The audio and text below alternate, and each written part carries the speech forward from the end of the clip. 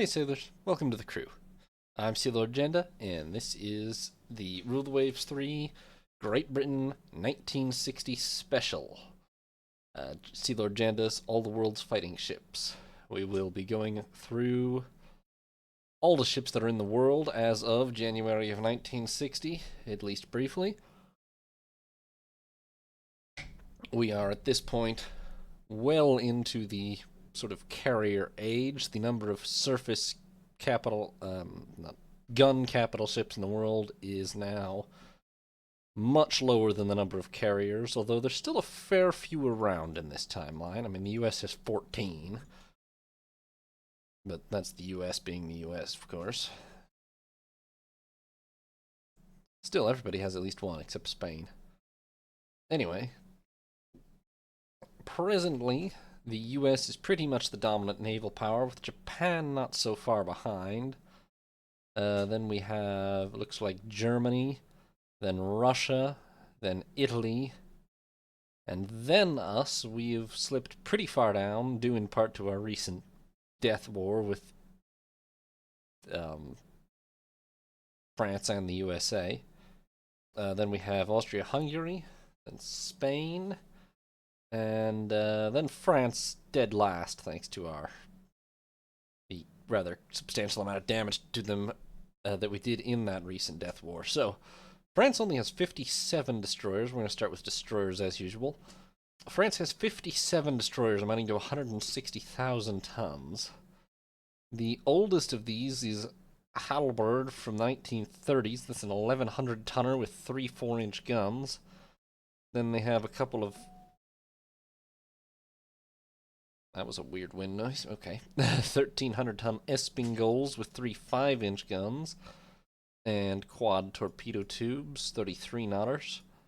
Then they went up to a 37 knot torpedo boat design with 4 4-inch guns and looks like 3 quad torpedo tube launchers, 12 torpedo tubes.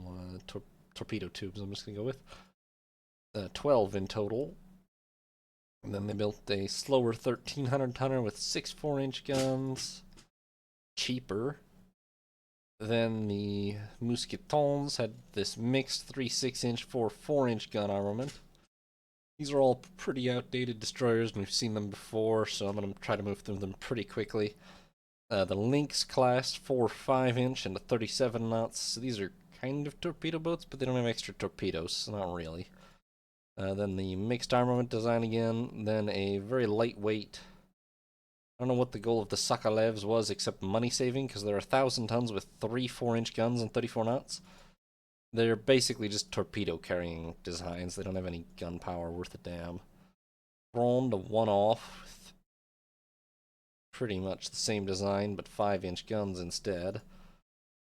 And then they went for the very heavy Apu class in the mid-40s. These are 3,000 tonners, 36 knots, 6 6-inch guns and 3 twin turrets, plus 8 4-inch, and 8 torpedo tubes. Pretty much double the gunfire power of your average destroyer. Very fast to boot. Just very big and expensive, presumably, but, I mean, quite formidable destroyers, although obviously not up to the latest modern standards. Then they built the Bombards, much cheaper, 6 4-inch and 33 knots. Then Pierre, and then they built a bunch of weird one-offs. Pierre in 49, 35 knots, 8 5-inch. Only 4 torpedo tubes, though, which is weirdly small. And then Mail Brise, 8 5-inch, 36 knots, and 8 torpedo tubes. Pretty much a complete standard destroyer, not as heavily armed as one of the Epus, but quite nice. Then the Ensign Henrys, which are... These are just... how do they even... 8 6-inch guns, plus 6 4-inch, plus 8 torpedo tubes, plus a 35 knot speed. This literally has the firepower of a light cruiser. It just... and it's faster than one, too. I mean, much smaller. It just doesn't have armor. But that's quite impressive, actually, for a gunship, anyway. Then the Troms, which are quite a bit smaller. 8 4-inch, 8 torpedo tubes, 34 knots. And then finally, in the early 50s, they managed to put out 3 ships. The 2 Orages, which are 3,000 tons, 35 knots, 8.5-inch. 5 torpedo tubes. I think it's 1 quintuple mount.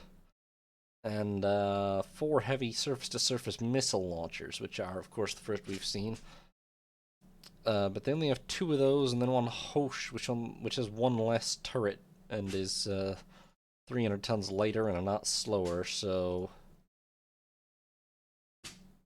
pretty much just a discount design by comparison, I think. Sorry about the window blinds back there. It's very windy tonight. So the French only have 3 destroyers with missiles operational. I'm pretty sure they had more before the war, but 3 is what they have surviving as of 1960. They are building several large classes of 38 and 3,700 ton ships, but those are not yet complete at the start of 1960. Now, Spain has 78 destroyers, amounting to 168,000 tons. These are, let's see, the oldest T-86 from 34 with 6 8-inch guns, 8 torpedo tubes, and 33 knot speed. Then they have a bunch of the mixed armament, Sanchez Barquez de Guise, 3 6-inch, 4 4-inch. Number of Almirante Valdez with 6 4-inch. Then a significant number of these very large Churrucas with 8 6-inch, 6 5-inch, and 8 torpedo tubes and 35 knots. It's just that they're 3,000 tons, but very, very formidable ships in a gunfight for sure. Then the T-107s are pretty much the same, but with 4-inch guns instead of 5-inch for the secondaries. But then they went back to a more typical design with 8 4-inch, 34 knots, 8 torpedo tubes, and then upped it to 8 5-inch, 34 knots, 8 torpedo tubes. Somehow added 800 tons. That seems excessive, honestly, but maybe they had other things affecting the weight internally. Bustamantes, only 6 4-inch. These are much more budget designs, very small, and not even fast either. Then back to an 8 5-inch, 8 torpedo tube, 34 knot design. And then right down to 4 4-inch, 4 torpedo tube. Okay. This is their first effort at a missile-armed ship, the Siscar class. 1,700 tons, 34 knots, 4 4-inch guns and 2 twin turrets, 4 torpedo tubes, and I can't even tell. I think it's probably 1 quadruple mount, and 2 heavy SSM launchers. It's just severely compromised in every area. It's got less missiles than most destroyers. It's got less torpedoes. It's pretty much got half the gun and torpedo armament of a normal destroyer, and basically half the missile armament too. It's just really small. I don't know why they built a 1,700-ton ship. I guess to get holes in the water, but I mean, a good lucky missile hit and it could take out a destroyer twice its size, but on average, it's gonna struggle. Quite badly, really. And then more recently, they've started building they built 3 2,900-tonners with 8 5-inch guns, 8 torpedo tubes, still only 2 heavy SSMs. And then a 2,000-ton class, which has 4 5-inch, 5 torpedo tubes, and 2 heavy SSMs. That's a really weak armament again. I don't really know what they're doing here. I would say so far, Spain has not really succeeded in building any significant number of modern missile-armed destroyers. These 3 T-171s are as close as they've got. But they're well behind on tech, so it's not a big surprise. Now, Austria-Hungary has 77 destroyers, amounting to 191,000 tons. The oldest of those are the In class from the from the mid-30s. These are 8 5-inch guns, 8 torpedo tubes, 36 knots. Very nice, very standard for the era, very nice for the era. And they've even been modernized with the radar-guided guns and everything. So not bad at all, honestly. Just old now, but good in the era, and they don't hold up too badly today. They're just missing missiles, mostly. They then built a class that only had 3 5-inch guns for no reason except to make them 1,300 tons. I don't love the super budget option on destroyers, to be honest, but works for some people. Then the Seppels, which are just a repeat of the Inns, it looks like. Essentially, yeah. Then a good line of 6 4-inch gun destroyers, which are just very small again. I mean, a little better than these 3 5-inch ones, but still small. Then a couple more 8 5-inch types. Then 6 4-inch for quite a while longer. And then up to 8 4-inch, 8 torpedo tubes, 34 knots. These are sort of unspectacular, but they're at least hitting the bare minimum. Then in 52, they made the transition to the modern era with the T-93 class, which are 2,900 tons, 33 knots, 8 5-inch dual-purpose guns, and 4 twin turrets, 4 torpedo tubes, and 1 quadruple mount, and 4 heavy surface-to-surface missile launchers. Obviously, those are, well, not that fast, but acceptably so.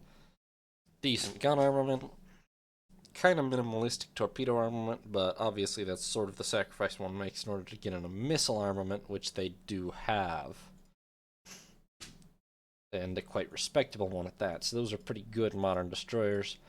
Naturally, they built about, what, 4 of them? Yeah, 4 of them, and then swapped it out for a 4 4-inch gun, 4 torpedo tube, 2 heavy SSM, ultra budget design. Then they went back to a bigger design with 8 5s. Then back to 4 4s. Then back to 8 5. Okay, these were kind of overlapping directly. And then a new class with 8 5s. I don't know what the improvement is, if anything, here. 34 knot. Isn't it a knot slower? I don't know, maybe it's a knot faster, actually. Okay. These are maybe a knot faster, that's probably the improvement. And then they've just built a 3,800 tonner, which has SAMs. So very few guns, only 4 5-inch, 5 torpedo tubes, and a quintuple mount. Only 30 knots, which is terribly slow for a modern destroyer. But in addition to 4 heavy SSMs, they have 2 medium SAM launchers. This is the first air defense destroyer I've seen, and that is a breakthrough. Now we actually come to us, which is a little depressing. We do have 94 destroyers, amounting to 208,000 tons, so that's more than the people we've seen so far, but less than pretty much everyone else. Unfortunately, our destroyers are not really any less outdated than the AIs. In fact, at the moment, as of 1960, they're probably worse. A very large portion of the fleet, in fact, out of those 94, 60, so pretty much 2/3, are the Amazon class, which was first built in 1933, with the last of the current line being completed in 1945. Now, to be fair, as late as 1945, they really weren't obsolete in any meaningful way. Maybe a little bit on radar, but they carry radar. They do carry really basic radar, though, but yes.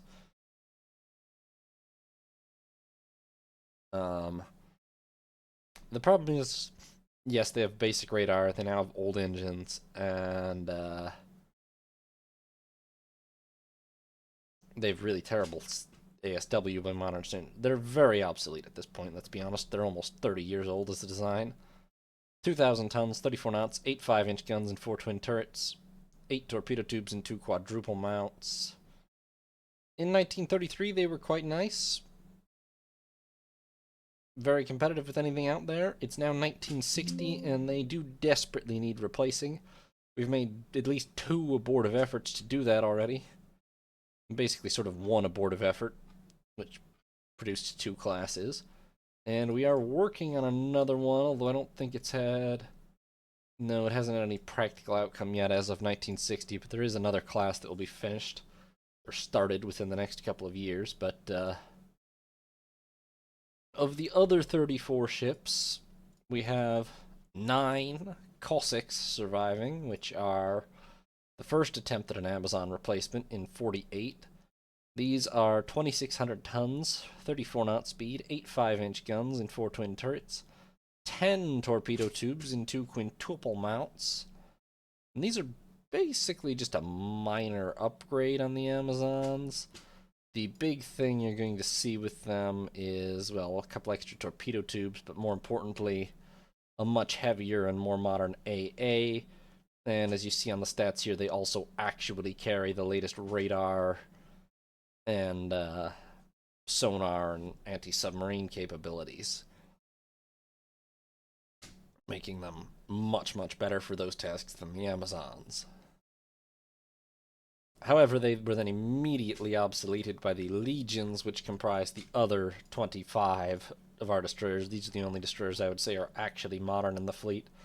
To be fair, I'm pretty sure we're still proportionally doing better than France, Spain, and Austria-Hungary on that then, but the Legions are themselves now 10 years old, built 48 to 52, and they are 2,600 knot ships capable of 2,600 ton ships capable of 34 knots, 8 5-inch guns, 8 torpedo tubes and 2 quadruple mounts, and 4 heavy surface-to-surface missile launchers. So basically the Cossack, but we've, including all the radar and ASW modernization, but we've dropped the extra torpedo tubes in favor of fitting in, and some of the extra AA in favor of fitting in some surface-to-surface missile launchers, which makes them pretty much able to stand up to any other destroyer out there at the moment. It's just they only represent a minority of our fleet, and they themselves are now 10 years old. So I'll be the first to admit our destroyer force direly needs some pretty significant replacements at this point, but we've had a death war recently, so it wasn't top of the priority list for a while. Now, Italy has 87 destroyers amounting to 261,000 tons, which is a bit depressing because that's less hulls than us and significantly more tonnage, which means their average is a lot higher. Now, they do have their own mid-30s ships still in service, just a lot less of them proportionally. Emanuele Pisano, 2,400 tons, 8 5-inch, 8 torpedo tubes, very similar to our Amazons. Then some mixed armament ships, the Lanzarote, Maracellos, and Cassiopeias with 3 6-inch, 4 4-inch. Then the Calliopes with 6 4-inch, still 8 torpedo tubes, 33 knots, very a budget design. Then the Paladas, these are, pretty bog standard Amazon type destroyers. Then the Asperos, which are the big type, 6 6-inch, 8 4-inch. They built a few of those and then went for the even bigger Corsaros with 8 6-inch, 6 4-inch, which, basically the armament of 2 destroyers almost, or a very, very heavy gun armament for a destroyer, obviously. Then we got a bunch of standard 8 5-inch armed destroyers, the Comisioneras, Leones, Fusiliers, Bombardiers, Comandante, Morgatinis. Pretty much through the rest of the 40s, these are all pretty typical designs by the look of it. And then they switched to the Comandante Baronis, which are 8 6-inch, 6 4-inch designs again. Also 35 knots, 8 torpedo tubes. Very, very formidable destroyers at 3,000 tons. Just, big and expensive, of course, and also no SSMs means starting building them in 50, they were obsolete very shortly after. And sure enough, they built about, 10 of them or something, and then switched over to the Comandante Makagatas, which are a bit slower, much less heavily armed gun-wise with 8 5-inch, less torpedo tubes, 1 quintuple mount, but the 4 heavy SSMs. And they built a bunch of those, followed by the Comandante Giobes, which appear to be pretty much the same. Oh, they're 2 knots faster for 300 tons more weight. Then they budgeted with the Impavidos, which are slower and have less guns, but still have the SSMs. Then the Ippolita Nievos, which are fast, but way less guns, less SSMs, less torpedoes. That's just a super budget design. And then the Lepardos are what they're currently building, and these are pretty standard 8 5-inch, 4 SSMs, 34 knots. Only 3 torpedo tubes, seems a little weak, but a pretty typical modern design there. Now, the big four powers, well, Germany and Russia are very close, and the other two are very far ahead of them. Russia has a relatively meager 102 destroyers, amounting to 201,000 tons, which is still a lot, but it's not actually more tonnage than me, so relatively unimpressive for how big of a naval power they are at the moment. Their oldest ships are from the late 30s, the Ororinis, and these were firmly in what I would call the torpedo boat type design, 2,000 tons, 37 knots, four triple or yeah, it looks like it's three quadruple torpedo tubes actually. Very little gun power, just lots of torpedoes and a very high speed. And the Stersanis are in the same design lineage. Then the T4s are kind of in the same lineage. I mean, they're just a weirder compromise. Maybe they're just a super budget design. They're still quite fast and very few guns, but they don't have extra torpedoes, so I don't quite know what they were going for. And then they built the T-15s, which are just straight garbage because they're not fast at all by destroyer standards, and have a anemic gun armament and just a standard complement of torpedoes, but they get torpedoes in the water, I guess. Then the T-28s, which are also just a super budget design, really. Very slow for destroyers. T-41s, 8 4-inch, 8 torpedo tubes, 34 knots. This is a better... If you have to build a budget design, it should probably look more like this. It's sacrificing gun power, but not critically, perhaps. And it's still got torpedo tubes and speed. And then immediately they went for a big 8 6-inch, 6 4-inch design with the T-43s, which are, yeah, it's a lot of gunfire power. Then they switched over to 8 5-inch, 35 knots, 8 torpedo tubes, just pretty standard stuff for that point. And then they went back down to 6 4-inch and much slower for some reason, just super budget.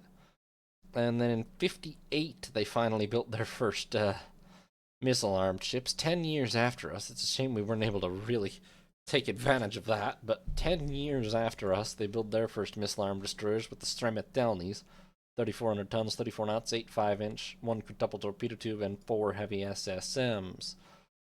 They followed those with the cheaper T-80s, which have more speed, less guns, less SSMs, same torpedoes though, so this is just the budget version. And then the Rostoropnis, which are the even more budget version that are super slow and only have 4 4-inch guns. But at least they still have 2 SSMs. Yeah, they're garbage by modern standards. They're too much budget. And then the T-100s, which appear to be also super budget, but are at least a little bit faster. Yeah, not that impressed with the Russians overall. Probably the Stremetelnis are still the only destroyers they've built that actually conform to modern standards, relatively speaking. Honestly, I feel less overmatched than I expected looking at most of these guys. Just here to correct that, probably, we have Germany with 109 destroyers amounting to 238,000 tons. They've got some mid-30s ships themselves. The mixed armament Z-60s with the 3 6s and 4 4s. Some budget Z-71s with 3 5s. 8 torpedo tubes for all of them, though. Z-79s with 4 5s and 37 knot speed. Not extra torpedo tubes, though. Weird. They were going for a torpedo boat design. They finally achieved it with Z-93, which has the 4-inch guns, but the 37 knot speed and the 12 torpedo tubes. But then they just went back to hyper budget with the Z-99, Z-98 type, 3 4-inch guns, 33 knots. Then the Z-103s have 4 4-inch guns. These are basically the torpedo boat design again, but a bit compromised. It's got an extra gun, but less speed. And it doesn't even have an extra gun. I don't know where they lost that knot, but they should try to get it back. And then super budget again, and then mixed armament, 3 6s, 4 5s, and then some of the proper big 6 6, 8 5 types, and they're not 8 6s. Some people have 8 6s. So not as big or as heavily armed as a few of them. Then back to a budget 6 4-inch design. And then a bog standard 8 5-inch design. And then 6 4-inch again, and then 8 5-inch again, and then some super budget Interesting. These are actually their first missile-armed destroyers. Are a super budget Zayadler type from only 4 years ago, so they're behind us tech-wise too. 1,800 tons, 34 knots, 4.4-inch in 2 twin turrets, and 4 torpedo tubes and 1 quadruple mount, and 2 heavy SSMs. So super budget missile destroyer, really, although they did build a lot of them, to be fair. And then they built a wow, they've built a lot of destroyers the last few years. The Z216s, which have 6.5-inch, and the quintuple torpedo mount, only 33 knots though, but they do have 4 heavy SSMs, so a lot less budget. But then they went back to budget with the Z234s with 4 5-inch guns and 2 heavy SSMs, and then the Z236s, which have 8 3-inch guns, a triple torpedo tube, and 2 heavy SSMs, which is just a pathetic armament all the way around, really. How is this a 2,000-ton destroyer? Yeah, it has heavy SSMs, but frankly, otherwise, I would still bet on my 30-year-old Amazons to rip. If the 2 missiles in the opening salvo miss, a 30-year-old Amazon will rip this thing apart. So I don't quite know what they're doing here at this point. Missiles aren't even that reliable yet, so... Z247... 4.5, I mean, another super budget, less budget, or, well, not much better than that, I mean, a little less budget, but still weirdly bad, and then a more normal 6.5-inch, 5 torpedo tube, 4 heavy SSM design, just a little slower, and then back to this 8 3-inch thing. What the hell is this? This is terrible armament. I mean, at least stuff 4 heavy SSMs on. What are you doing, Germany? Why do these exist? They're not good. I don't know what those are about. Okay, so then we have Japan with 139 destroyers amounting to 340,000 tons. These are, well, that's a lot. That's like almost, I mean, it's better than 50% more than we have by tonnage. They've got the Suzukazes from the mid-30s, 8 5-inch guns, very standard Amazon-type destroyers from the 30s.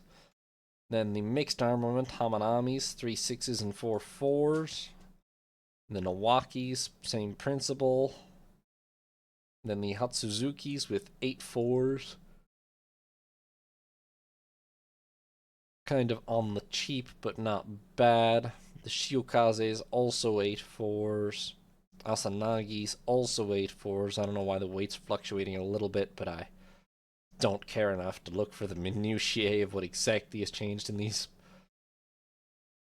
And then the Natsuzakis are back to 8 5s, pretty much a modernized Amazon type. Then they built some 8 6 6 4s with the Mutsukis in the mid-40s. I mean, these are big, powerful destroyers for their time. And then back to 8 5s, then to the 6 6 8 4 design, which is a little bit more of a compromise than the Mutsukis. They built more of them, though. A lot more of them, okay. Wakatsuki. Oh, no, sorry. They built... Wow.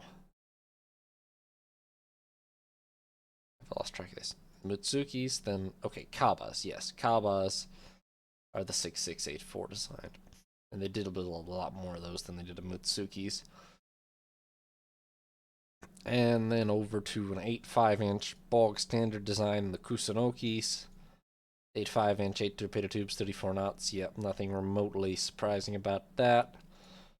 And then in the late 40s, they went for the Shis, which had 8 6s, 6 4s. So that's a Mutsuki repeat or modernization. Then the Uzushios, which are a budget design with 8 4s. It's a relatively decent budget design, though. No glaring problems, just small. Then Minazuki. These have the 53. The Minazukis are their first SSM type, 2,900 tons, 33 knots, 8 5-inch, 4 torpedo tubes in 1 quadruple mount, and 4 heavy SSMs. Pretty respectable first effort. Could be faster.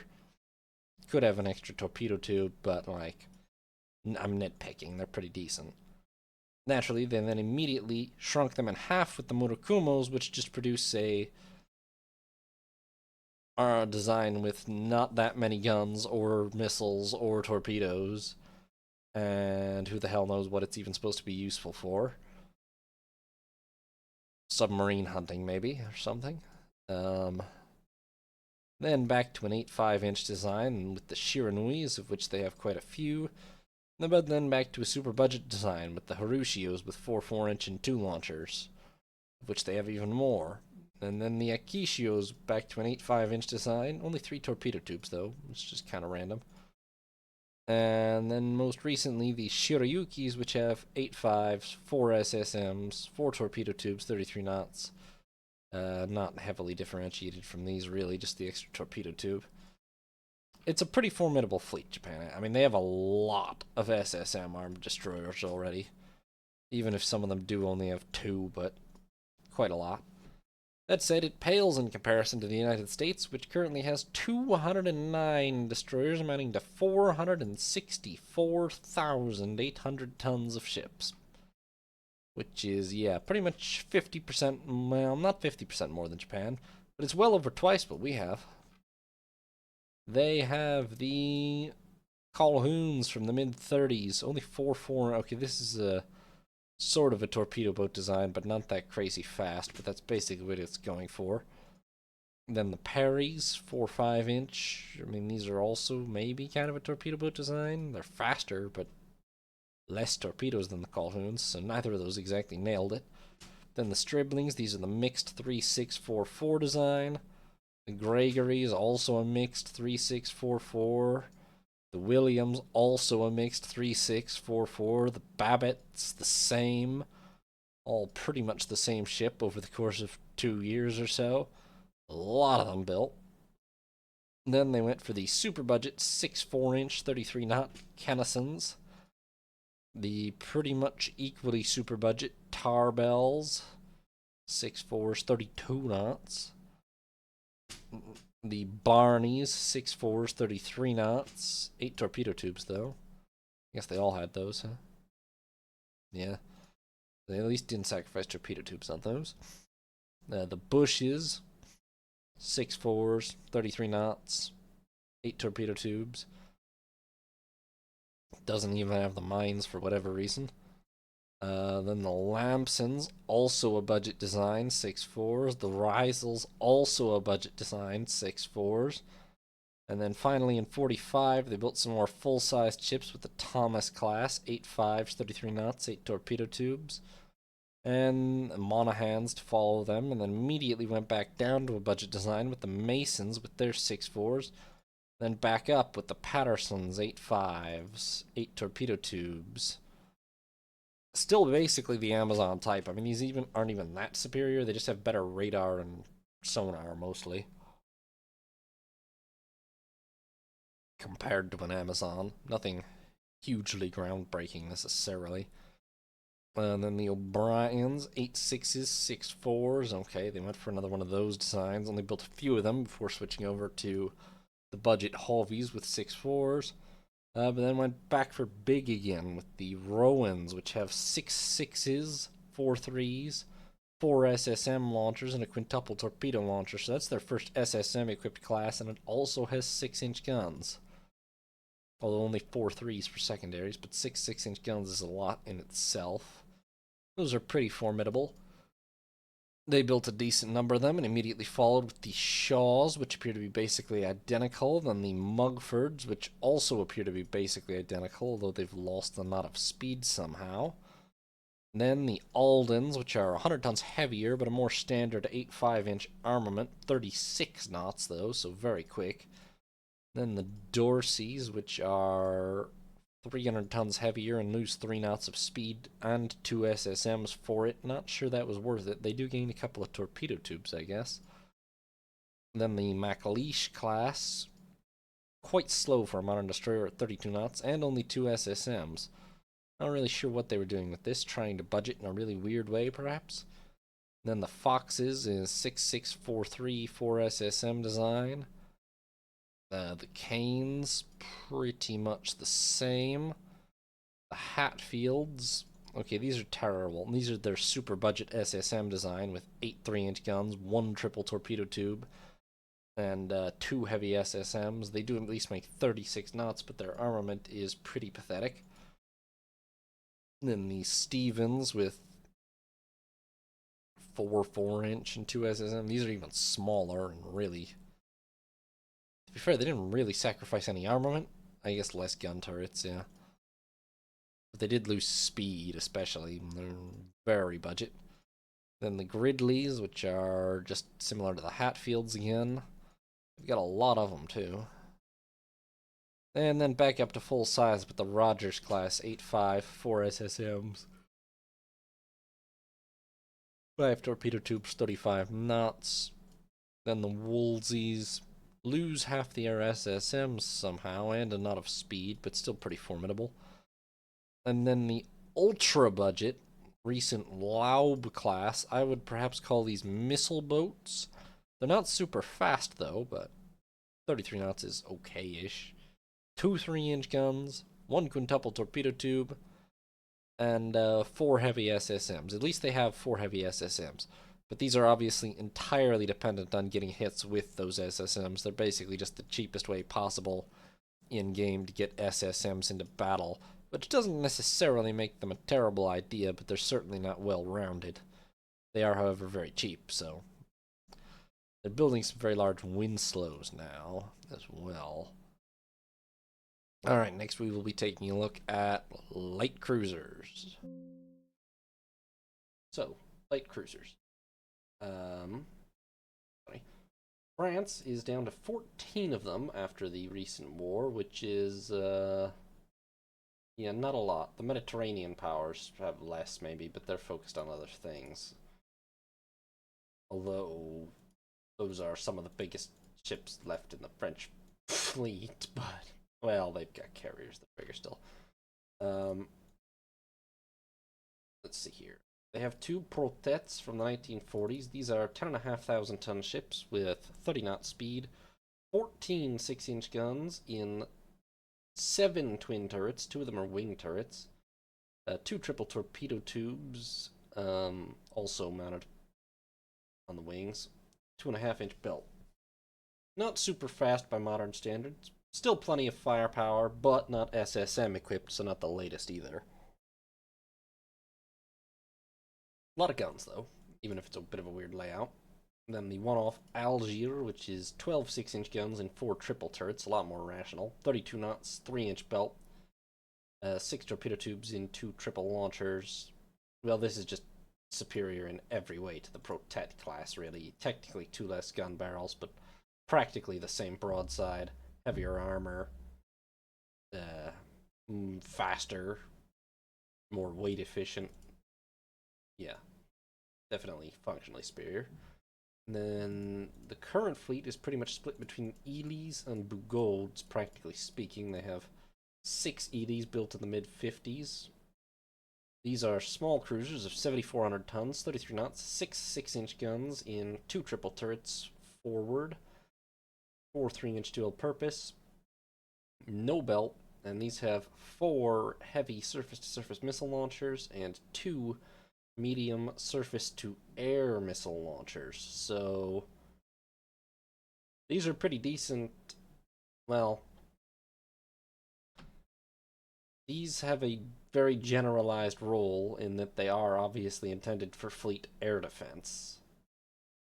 That said, against other heavy cruisers, the SSMs are a nice ace in the hole against old cruisers, but a modern light cruiser with, say, 12 to 15 6-inch guns plus secondaries plus 4 or more SSMs will definitely rip this to pieces. But for an all-rounder design and a small design, not that bad. Unarmored, obviously, but that's sort of more the trend these days, perhaps. Then they have 5 Bugauds with 2 more building. These are more traditional. 10,100 tons, 32 knots, 12 6-inch guns, and 4 triple turrets, 8 3-inch, 4 SSMs, 2 SAMs, and a 1.5-inch belt. Good armament, good speed. Not thickly armored, but it is 1960. Ship armor is sort of going out of fashion. Um, yeah, I don't have a real criticism of these. They're actually, I'm impressed how much they've squeezed into 10,000 tons. Because my Yarmouths are bigger and probably don't have quite as much capability in some ways. Especially not Sam's, which are quite heavy. So, they don't have a whole lot of any of those, though. And then Spain has currently 20 light cruisers, amounting to 172,000 tons. That is a much smaller average than France, but still. They have 1, 2, 3, 4, 5, 6, 7, 8 Almirante Cerveras from the late 30s, early 40s. These are 9,300 tonners, 34 knots, 12 6-inch guns in 4 triple turrets, 8 4-inch, 2 triple torpedo tubes, and a 1.5-inch belt. Really not that bad. Obviously, by 1960, they're pretty thoroughly unmodernized. No radar AA. Probably not modernized radar. Um, pretty fast. Good deal of gun firepower. No missiles either, so obsolete, but not a terrible design, I would say. Especially for the tonnage. They followed that with 5 Valladolids, 8,900 tons, 33 knots, 12 6-inch in 4 triple turrets, 8 4-inch, 6 torpedo tubes in 2 triple mounts, and a 2-inch belt. These save 400 tons by losing a knot of speed, gain a little bit of armor. Also, not that different a design. Pretty fundamentally decent still, just kind of outdated now. And then they have Tarragona, a one-off from 46. 10,100 tons, 32 knots, 15 6-inch guns in 5 triple turrets all centerline, 12 torpedo tubes in what appears to be 4 triple mounts, 2 to a side, and a 2.5-inch belt. Kind of an apex design for a pre-missile cruiser, actually. Really quite nice, to tell them the truth. It's just they only have one of them. And then most recent, okay, in the early 50s they built 4 Lions. These are tiny. I would almost call them, I guess they're missile cruisers, but they're more like missile boats almost. Okay. They're 4,900 tons, 32 knots, 6 5-inch guns and 3 twin turrets, 3 heavy SSMs, 1-inch belt and deck. Fast enough.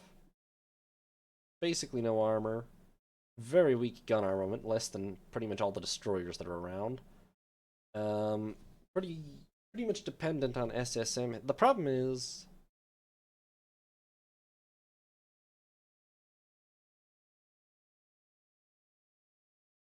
okay, I guess I won't in Spain's own fleet. I was gonna scroll down and find a destroyer that was better, but just go to the US here. Here is a destroyer which has more speed, more guns, and more surface-to-surface missiles. It just has less armor and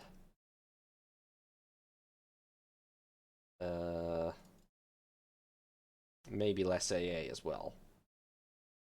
Yeah. So I mean, there's trade-offs there, but this is 1,500 tons heavier, slower, less armed.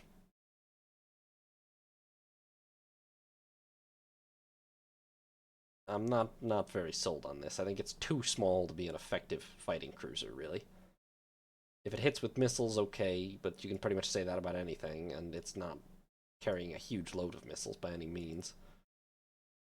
And then they've built 2 of the Orios class, which are 11,800 tons, 32 knots, 12 6-inch guns in 4 triple turrets, 4 3-inch, 8 heavy SSMs, and 1 SAM, 2.5-inch belt. Well, this is quite interesting. Fast enough, good gun armament, good armor, and a very heavy load of SSMs. I'm going to assume probably no reloads, but a very heavy load of SSMs. So these are pretty thoroughly hard-hitting modern cruisers, actually, and an 11,800 tons not bad. SAMs as well, and mines and everything. The only thing is they only have 2 of them, but they're not bad at all, really. Then Austria-Hungary has a very limited force of 9 light cruisers, amounting to 89,000 tons. These are Artemisias, 2 of them from the late 30s, 9,900 tons, 31 knots, 16 6-inch guns in what appears to be 8 twin turrets, 6 centerline, and 2 wing. 12 torpedo tubes in, looks like 4 triple tubes and a 3-inch belt. Not super fast, but not super duper slow. Very heavy gun armament, even if it's weirdly split, but it's still a 14 gun broadside. And good armor and good torpedo armament as well. Just definitely obsolete. Maybe they've modernized her with the latest radar and everything, but no missiles or anything. But on 9,900 tons, very, very impressive. I'm going to assume short-ranged, low freeboard or something, because I really don't see squeezing all that into 9,900 tons otherwise, but maybe. Then 2 Admiral spawns, smaller, but 8,700 tons, 33 knots, 12 6-inch guns in 4 triple turrets, 8 4-inch, 6 torpedo tubes and 2 triple launchers, 2-inch belt. Quite a small cruiser for what they've shoved into here, which is a very respectable gun armament, reasonable torpedoes, reasonable speed, reasonable armor. I'm going to assume again that they're probably short-ranged, but Austria can pretty much entirely get away with that without a problem. Then 10 years later, they built the 2 Bravos. These are 10,700 tons, 33 knots, 12 6-inch guns in 4 triple turrets, 14 3-inch, 2 heavy SSM launchers, 2 triple torpedo tubes, and a 1.5-inch belt. Fast, good gun armament, little light on the armor. Not a lot of SSMs, just sort of paying lip service to the concept more than practical, probably. And then they went the other way with the 3 Fidos, which are 5,100 ton 5,100 ton ships capable of 32 knots, 4 6-inch guns only, and 2 twin turrets. But 8 heavy surface-to-surface missile launchers and a 1-inch belt. 8 is a lot, especially for a ship of 5,100 tons. This is very much a missile boat sort of design, really. The gun armament isn't going to do much. It's not really an all-rounder because it doesn't have SAMs or anything. The armor and guns are anemic, but it's got a lot of missiles on a pretty small hull, so that's what that's trying to do. I don't know if it's practical, really, but it's got the potential to strike a pretty important blow. Our fleet is currently 29 light cruisers, amounting to 283,000 tons, which makes it pretty strong on paper. However, in practice, I'm pretty unhappy with it at the moment. It's got still 7 of the old Bristol class from the early 30s in service. These are very much intended to be replaced as soon as possible, but hasn't been possible yet. 7,800 tons, 31 knots, 8 6-inch guns in 4 twin turrets, 8 4-inch, 8 torpedo tubes in 4 twin launchers, I think it is. 3-inch belt, 1.5-inch deck. Their speed is no longer very good at all. Their armament is really quite weak by the standards of modern light cruisers. Maybe not hopeless, but weak. Their armor is fine. The critical problem, obviously, is that they've not been modernized. They do at least have decent radar, but they don't have radar-guided AA or anything. And they certainly don't have missiles, which makes them pretty thoroughly obsolete. Then we have currently operational 12 Canadas, which is not as many as we need, and that's why the Bristols are still in service, because the Canadas are incapable of fully covering our foreign station duties at the moment. Sorry. But the Canadas are intended for foreign station duties. 7,100 tons, 31 knots, 8 6-inch guns and 4 twin turrets, 12 3-inch, 2.5-inch belt, and 1-inch deck.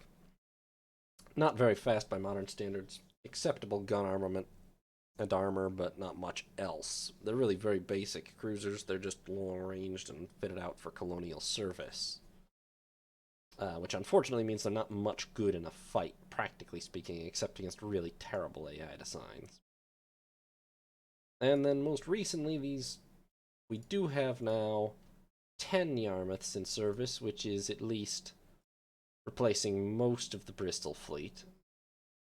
Just not fully yet because of the Canada situation, but these are only 5 years old, and these are our modern light cruiser. 12,000 tons, 33 knots, 12 6-inch guns and 4 triple turrets, 16 4-inch dual purpose, 4 heavy surface-to-surface missile launchers, 8 torpedo tubes in I'm going to assume 2 quadruple launchers, although I don't quite see where they are on the diagram, but 2 quadruple launchers, I think. 2.5-inch belt, 2-inch deck.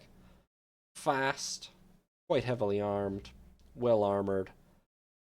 I would say there's nothing at all wrong with the Yarmouths, really. The AI sometimes has crammed SAMs into ships this size, and that's not crazy, but with already a heavy gun armament and torpedo armament and armor and speed and everything, it would have meant a very large light cruiser to try to cram SAMs in as well. 2 more building, and then hopefully the Bristols will be out of frontline duties at least shortly, but not assured yet. And the Canadas direly need a replacement as well. Now that'll take us on to Italy. Italy has 16 light cruisers amounting to 154,000 tons. Not a whole lot, but they're another Mediterranean fleet with relatively little use for light cruisers. They have 4 Nino Bixios from the late 30s. These are 7,600 tonners, 33 knots, 9 6-inch guns in 3 triple turrets, 8 3-inch, 3-inch belt. Fast, well armored, mediocre gun armament, and literally no torpedoes, though, which means they're not really that great. No torpedoes at all is an odd choice. I mean, my Canadas don't have torpedoes, but that was a compromise for them being colonial cruisers. The Italians don't have dedicated colonial cruisers as far as I'm aware, although, to be fair, one of them is in the Indian Ocean, so is presumably serving as a colonial cruiser. Then they have 3 Costanzo Cianos from the mid-40s, 8,700 tons, 33 knots, 12 6-inch guns in 4 triple turrets, 8 4-inch dual purpose, 6 torpedo tubes in 2 triple mounts, and a 2-inch belt. Fast, well armed, reasonable armor. Quite nice for their generation. Just obsolete now because of lack of radar and SSMs and so on, but for the 40s, not bad, just obsolete. Then the significantly larger Marsala, 10,700 tons, 32 knots, 12 6-inch guns and 4 triple turrets, 16 4-inch dual purpose, 6 torpedo tubes in 2 triple mounts, and a 3-inch belt. They don't seem to have much practical advance over the Costanzo Cianos. I'm going to assume that they have a longer range or higher freeboard or something by comparison. That's something Mediterranean powers sometimes get away with, but perfectly reasonable ships in themselves. No real complaints about the Marsala there. Then in the mid-50s, they built the 5 Luigi Cadornas. These are 10,400 tons, 33 knots, 12 6-inch guns in 4 triple turrets, 14 3-inch dual purpose, 2 heavy SSMs, and a 2.5-inch belt. Fast, strong conventional armament, good armor, not a whole lot of SSMs, but a pretty decent modern cruiser. Definitely lighter than our Yarmouths, but not by a huge margin. Then 3 Luigi Rizos from just a couple years ago, 11,600 tons, 34 knots, 9 6-inch guns and 3 triple turrets, 8 3-inch, 2 triple torpedo tubes, and a 2.5-inch belt. Fast, and a lot of radar-guided AA, but no SSMs or SAMs, not a super heavy gun armament, perfectly normal armor. I don't really quite see why they built these just now. They have no missiles, nor do they have a super heavy gun armament, but they're pretty big. So maybe they're just intended as a radar-guided AA platform, but who would build that in 1958? Unless they don't have SAMs yet, which is possible because they're technologically behind, but no, they're actually average. I would really think they should have SAMs by now. If you had this ship, but it had like 2 to 4 SAM launchers on it, I would kind of understand what they were going for. As it is, I don't believe I understand the idea behind this ship very well. It seems bad. As it is, it seems bad for its tonnage. Maybe there's something I'm missing, but we've got 3 of them too. Okay, then Russia. They have 27 light cruisers amounting to 218,000 tons. These would be The Tbilisis from the late 30s, 6,800 tons, 30 knots, 9 6-inch guns in 3 triple turrets, 8 3-inch, 2-inch belt. Slow, small, mediocre at best gun armament, and decent armor. But no torpedoes, no missiles, no radar. These are pretty small when they were built. No torpedo capability even when they were built. And they're pretty thoroughly obsolete now.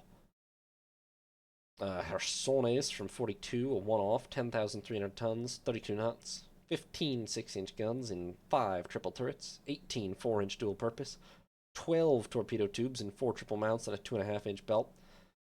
This is pretty much peak 40s cruiser building. This fast, heavily armed in both guns and torpedo tubes, and pretty respectably armored. So this is a very formidable opponent to anything that doesn't have much superior radar or missiles, basically.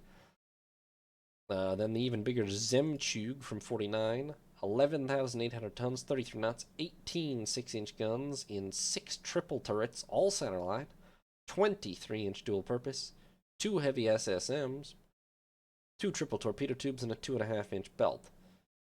I mean, this is fast, extremely heavy gun armament, still has torpedoes, good armor, and tosses some SSMs in to boot.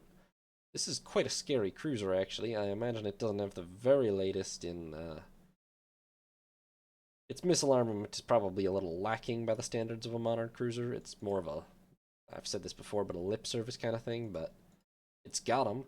And it's got a hell of a lot of guns, too, so it's pretty impressive.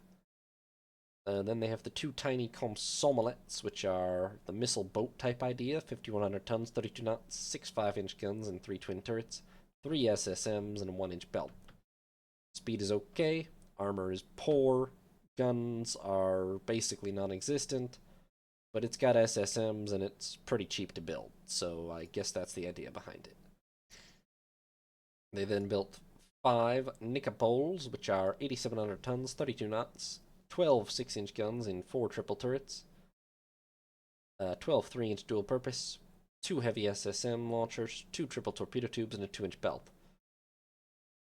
They're doing a pretty good job on a relatively limited displacement with this design, actually. Fast enough, acceptable armor, good armament, not a lot of SSMs, but they exist, and the radar AA and everything, and all on a very small displacement, really, for how much capability this has, so not bad at all. Then they built 6 Sychovos immediately afterwards. These are even smaller, and, oh, a very different approach, okay. 8,400 tons, 34 knots, 3 6-inch guns in 1 turret, 4 3-inch dual purpose, 8 SSM launchers and a SAM launcher and a 2-inch belt. A very missile-focused light cruiser, fast, acceptable armor, very weak gun armament, but a lot of SSMs and a SAM launcher to boot. If the missiles work, this is a very dangerous light cruiser. If they don't, then she will be slaughtered in a gunfight. It's very, very hard to say which way it would go, really. It's kind of down to chance. Missiles aren't that great in 1960, but they're getting better. Then the 6 Tatarovo class, which are even smaller at 7,700 tons, 34 knots, 3 6-inch, 4 3-inch dual purpose, 8 heavy SSMs and a SAM launcher and a 2.5-inch belt. I don't quite know how they added half an inch of belt armor while shaving 700 tons off the design in the course of a year, but they did. I'm going to assume this is short-ranged or something, but to be fair, they've fit a lot of missiles into 7,700 tons here, so not badly done, I think. Then 4 Ksharas are the current most modern ships of the fleet. These are 8,000 tons, 31 knots, 6 6-inch guns in 2 triple turrets, 4 3-inch, 4 SSMs, a SAM launcher, 2 triple torpedo tubes, and a 1.5-inch belt. Actually, looking at this, I would say they should just commit, because now it's sort of an awkward compromise. It's rather slow, not very heavily armored. It's got a gun armament, but it's pretty unequivocally bad. It also has a pretty average number of SSMs, so not enough to make up the difference against of gun power against other light cruisers. It does have a SAM launcher, but now it's kind of trying to squeeze several different capabilities into a budget-sized hole, and I'm not sure it's working well. I would probably rather just have Tatarovos. Yeah, probably.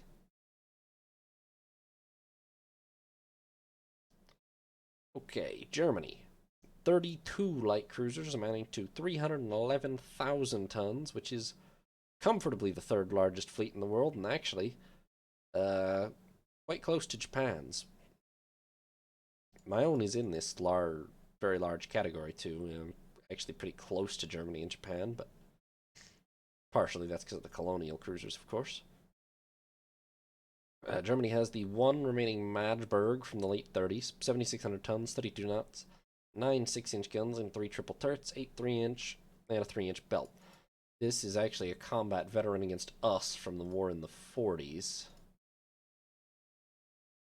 Survived heavy damage at the Battle of Cape Cornwall.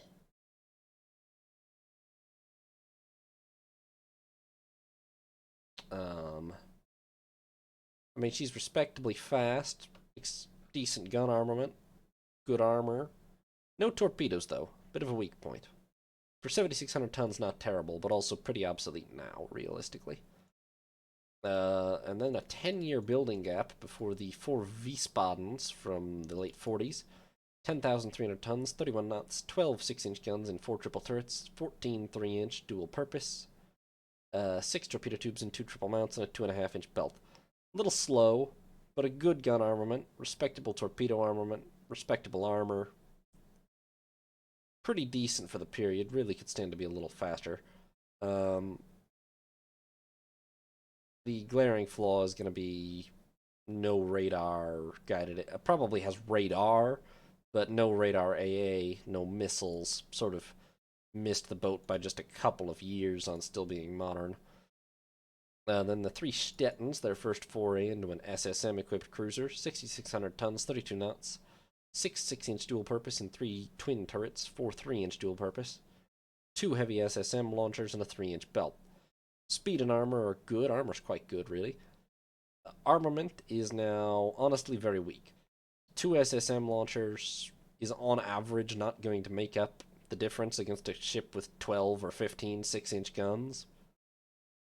It is, however, quite small, so you can put it down to experimental costs, perhaps, but it's not going to be a super great frontline cruiser, realistically. They then built 3 Königsbergs, which are even tinier. 5,100 tons, 32 knots, 6 5-inch guns in 3 twin turrets, 3 heavy SSM launchers, and a 1-inch belt. These are basically the missile boat type design, but it's the bad missile. But like, if you're gonna build a missile boat, at least cram a lot of missiles onto it. This is just sort of they're going for a cheap way to get some missiles into the water, but destroyers are a cheaper way to get missiles into the water, so I don't see what the point of these pocket light cruisers with missiles are, really. They then built 3 Münchens, which are much bigger fleet cruisers, 11,900 tons, 33 knots, 18 6-inch guns in 6 triple turrets, 23-inch dual purpose, and 2 heavy SSM launchers. Also 2 triple torpedo tubes and a 2-inch belt. Fast, acceptable armor, very heavy armament in every category except SSMs, which it doesn't have that many of. But very heavy gun power, torpedoes, even has some SSMs. Pretty modern cruiser, gun focused rather than missile focused, so we'll see how it ages over time, perhaps, but it might be possible. Is it possible to retrofit more SSMs in? It probably is, so it might be modernizable. Then 4, is it possible? Hold on, let me check.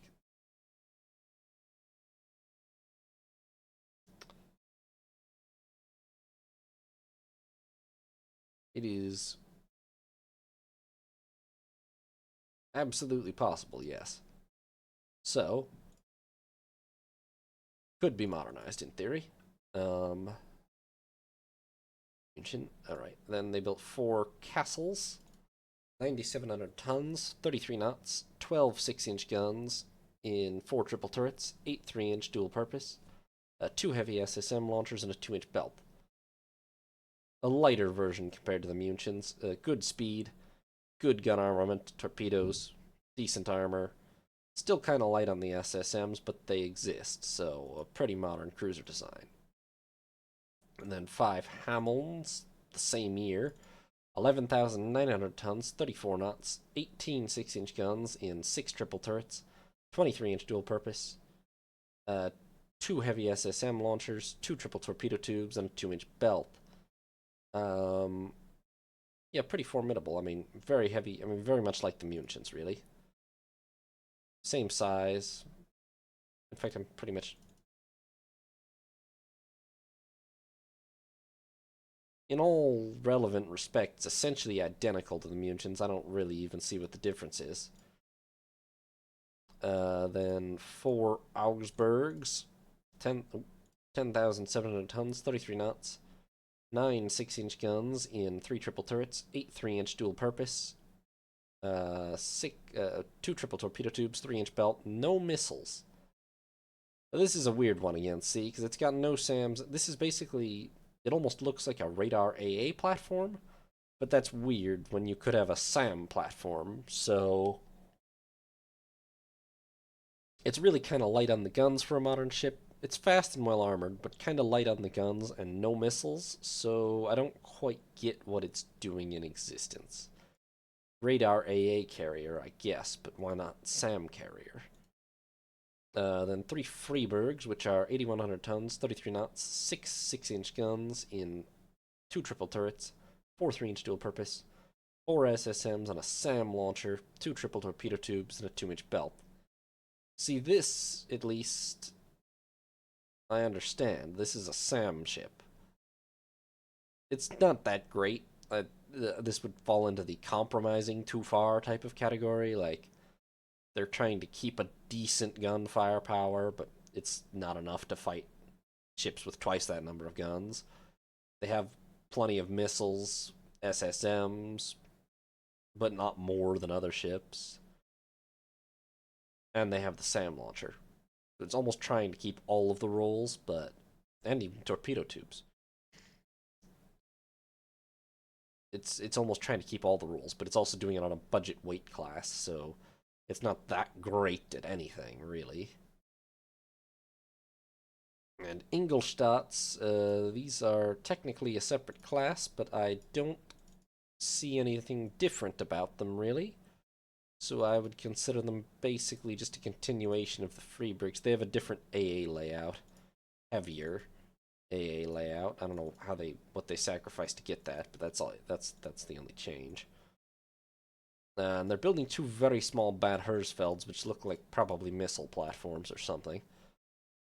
Right, then Japan has 38 heavy light cruisers, which is the most hulls, amounting to 316,000 tons. These would be 3 Matsushimas from the late 30s, 9,700 tons, 31 knots, 15 6-inch guns in 5 triple turrets, 16 4-inch dual purpose, 12 torpedo tubes in 4 triple mounts, and a 1.5-inch belt. Not very fast, not very well armored, but a hell of a lot of gun and torpedo firepower. Now, the problem is going to be not modern radar, no radar AA, no missiles, just sort of obsolete now. But very, very powerful when built overall. Then they have 7 Tenryus. Tenryu, probably, I guess. Also from the late 30s. So this is part of why the tonnage is less than the US on average.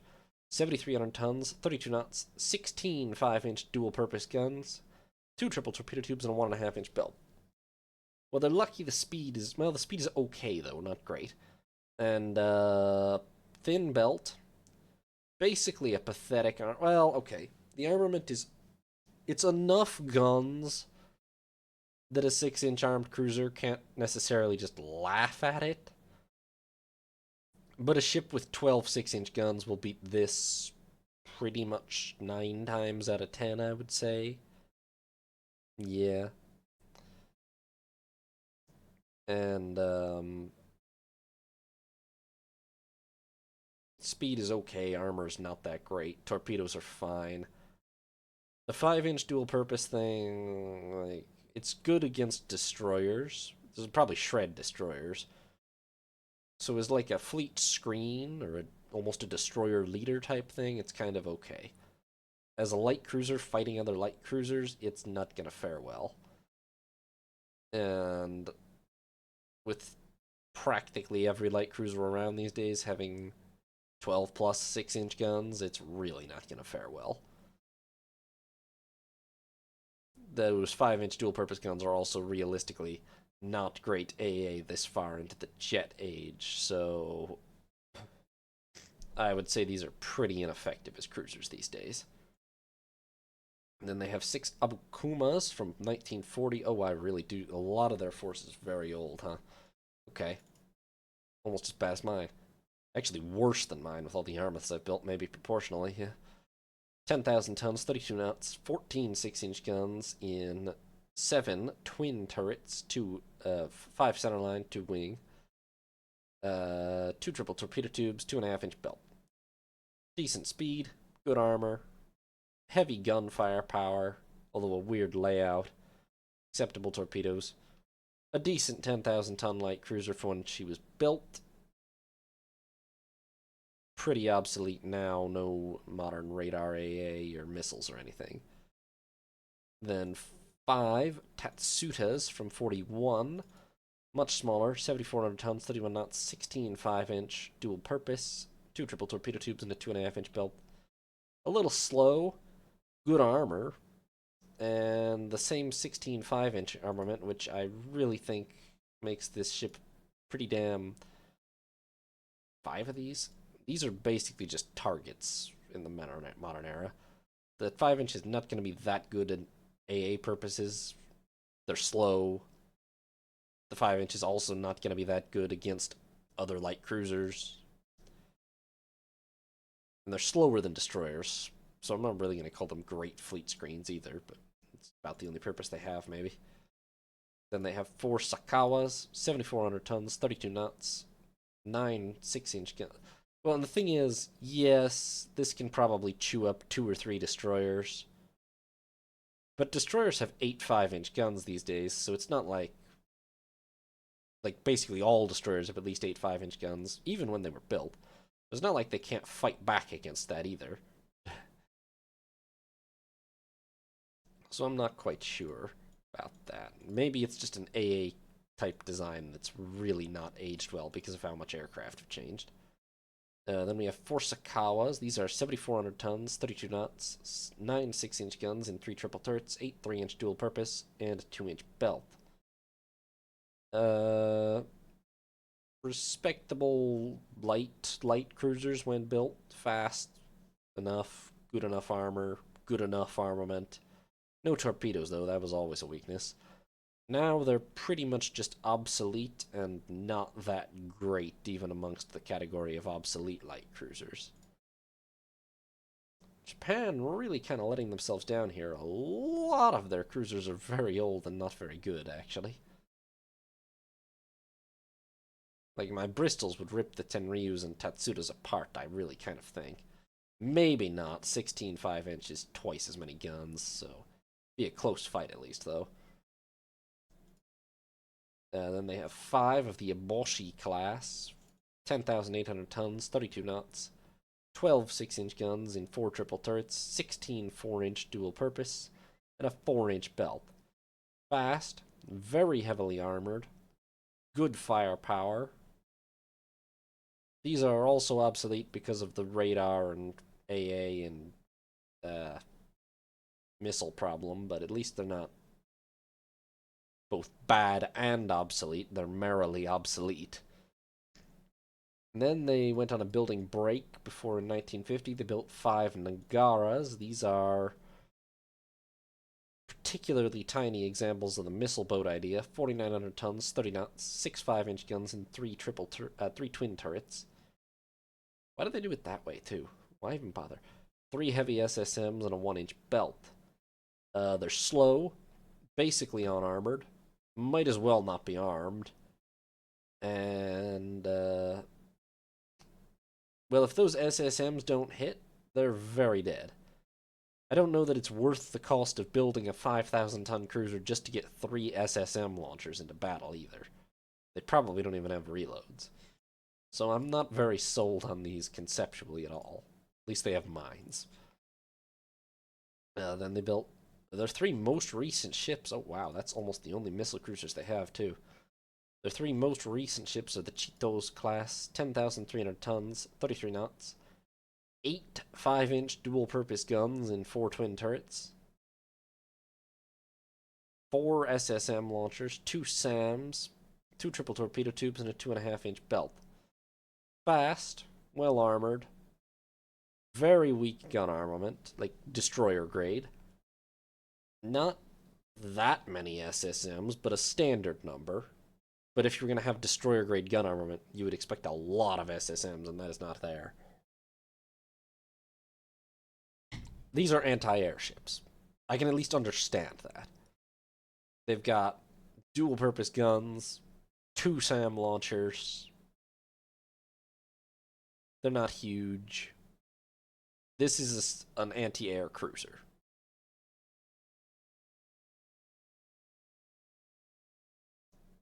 I am not sure I'm sold on it. I guess the question is whether they can afford to specialize that much, and I kind of feel like, based on what I've seen of the light cruisers, they can't, because most of their light cruisers are very old or bad in other ways. But this is definitely a specialized anti-air cruiser, and it might work pretty well in that role, actually. I would still rather have at least some capability to fight other light cruisers, but they really kind of don't there. Then finally, the United States has 37 light cruisers, one less hull than Japan, but it amounts to 357,000 tons, which is more. They only have 2 old mobiles from the 30s. These are 9,600 tonners, 29 knots, 12 6-inch guns and 4 triple turrets, 14 4-inch dual purpose, 2 triple torpedo tubes, and a 3-inch belt. Armor is good. Gun armament is still pretty decent. Torpedoes are fine. Very slow. Very slow, unmodernized AA. Probably not the latest radar. Certainly no missiles. Quite obsolete, but not. They were kind of slow even when built, I really think. Quite obsolete now, but still not horrible, perhaps. Then 3 Wilmingtons from the early 40s, 10,100 tons, 32 knots, 15 6-inch guns and 5 triple turrets, 18 4-inch dual purpose, 4 triple torpedo tubes, and a 2.5-inch belt. Fast enough, well armored, very heavy gun and torpedo armament. Very, very nice when built. Very, very nice when built. Now, unmodernized AA, probably not modernized radar, lack of missiles, etc. Obsolete, but at least they're good in being obsolete, you know? Then 5 Atlantas, 9,400 tons, 32 knots, 16 5-inch dual-purpose guns, 12 torpedo tubes in 4 triple launchers, and a 2-inch belt. Speed and armor are fine. Armament kind of suggests a dedicated AA ship or a destroyer killer. Perhaps this is intended to be a destroyer killer. That would actually make almost the most sense with also having so many torpedo tubes. Because I don't otherwise see why you would have your AA ship covered in torpedo tubes. Those seem like very opposite purposes and possibly outright counterproductive, considering you want your AA ships to not explode when things hit them. It might be a destroyer killer, but if that were the case, I would really want her to be faster as well. It's a fine speed for a cruiser, but destroyers are faster than that. Also, torpedo tubes are not really that good for killing destroyers, because they are really good at dodging them. So I don't know what this design. I don't quite know what to make of this design. My gut says it's not very good. But there's gonna be some weird situation where it torpedoes a destroyer 12 times or something. I don't know. I It's pretty big too. I mean, not huge, but for a weird experimental kind of thing, pretty big. Uh,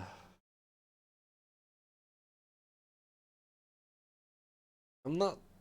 Perhaps if someone could explain to me the doctrine of the Atlanta class, I could be sold on it. But as it stands, I think it's just weird. I don't think it's very good. I think the AI has just produced some kind of abomination here. Well, and that's the thing too. The AI has no real doctrine, so whatever the hell I can justify to myself that this might be good for, that's not how they're actually going to use it. They're just going to throw it in against other light cruisers, and it's going to die, most likely. Then the 4 Crown Point class ships, 10,100 tons, 31 knots, 12 6-inch guns, and 4 triple turrets, 14 3-inch dual purpose, 2 triple torpedo launchers, and a 2.5-inch belt. Kind of slow, good armor, very respectable gun armament, torpedoes, a pretty bog standard sort of pre-missile light cruiser. It's at least got modernized AA. Not very fast, but not terrible. 3 Springfields from 1950. These are their first foray into SSMs with 10,400 tons, 32 knots, 12 6-inch guns, and 4 triple turrets, 14 3-inch dual purpose, 2 heavy SSM launchers, 2 triple torpedo tubes, and a 2.5-inch belt. Good speed, good armor, good gun and torpedo armament, and a couple SSMs thrown in just for good measure. Not exactly SSM focused, but just very good all-round cruisers. I quite like them. Naturally, they then, after building just 3 of them, shifted to building 5 Compals. These are 7,900 tons, 33 knots, 12 6-inch guns, and 4 triple turrets, 12 3-inch dual purpose, 2 heavy SSMs, 2 triple torpedo tubes, and a 1.5-inch belt. And frankly, I'm just wondering how the hell they fit all that into 7,900 tons, because that is basically barely any less capability than a Springfield. Same gun armament, except minus 2 secondaries. Same SSMs. Less light AA, but same amount of medium AA. Same torpedoes. A knot faster. And less belt. How have they done this? I cannot imagine that they've done this without making this short-ranged or something. It's just not plausible otherwise. In which case, these are probably a very flawed design. But on paper, they look freaking fantastic, because that's a lot of capabilities they've shoved into 7,900 tons. I can't help but think there must be a problem with them. Then 2 Councils, 6,000 tons, 32 knots, 4 5-inch dual-purpose guns, 2 twin turrets, 4 SSMs, 2 SAM launchers, and a 1.5-inch belt. Actually, these I like. Speed is fine, armor is weak, but fine, and probably deck's more important for her anyway, so hard to say. Gun armament is obviously basically non-existent. SSMs are there, and they don't probably serve much purpose. But this, I would say, I can't see any reason for this to exist except there's a dedicated AA ship. And I think it's actually good for that, because it has the speed to keep up with the fleet, it has 2 SAM launchers, and she's actually quite small and cheap. For carrying 2 SAM launchers, very small and cheap. So, I guess I'm not sold on missile boats of this kind of size, but I could be sold on SAM boats of this kind of size, because there's really not that many ships in the fleets with SAMs at this point, and they're really pretty good at shooting planes down, so I kind of like the idea. And then we have four. That's also part of why I don't like the missile boats so much that are this size, because every ship in the damn fleet that's new built has SSMs now. Hardly any of them have SAMs. 4 Duluths, 12,000 tons, 33 knots, 9 6-inch guns and 3 triple turrets, 8 3-inch dual purpose, 2 SAM launchers, 2 triple torpedo tubes, and a 4-inch belt. Fast, heavily armored, a lot of mines too. Kind of a light gun armament, but they've obviously sacrificed some of that in order to fit SAMs on. See, I almost like this less, though. Yes, it's more of an all-rounder. It has a gun armament capable of defending itself more or less. It's heavily armored, but that's just almost kind of a weird waste.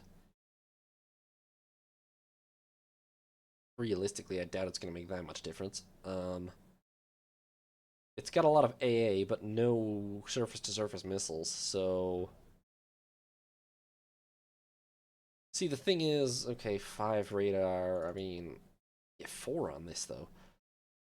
The Duluth is, at best, marginally better at air defense than a Council. Marginally. And it's twice the size. And what you get out of twice the size is a lot of armor and 6-inch guns, but not enough armor and 6-inch guns for me to practically say, okay, this is going to go toe-to-toe with, like, I mean, one of my Yarmouths will rip this to bits because it's got more guns plus SSMs, and this has no SSMs at all. So, given the choice between one of these and 2 councils, I'd take the 2 councils all day for air defense. But even if it's 1 to 1.5 or something, you know? I'm not that sold on this as a change, actually. And then they have 1, 2, 3, 4, 5, 6, 7, 8, 9. Wait, did I just 1, 2, 3, 5, 6, 7, 8? Yes, 9 of the Eager class, or their newest build. 8,600 tons, 32 knots, 10 5-inch guns, 2 SAM launchers, 2 triple torpedo tubes, and a 1-inch belt. Speed's okay, armor's very weak. Yeah, they've just made it worse again. Now this is just like a council type, but... Okay, it's a dedicated AA ship, yes, but it's actually marginally worse than a council at AA on the basis of having less radar guided AA guns, and I really don't think the extra 5-inch matters much. Maybe it's equal because of the extra 5-inch. Maybe it's even marginally better. But marginally. And it's an extra 2,600 tons. Less armored. And no SSMs, so practically probably less capable of... I mean, at least with this SSM salvo, if something gets close to a council, you can just fire those all off and then run, and maybe that'll work.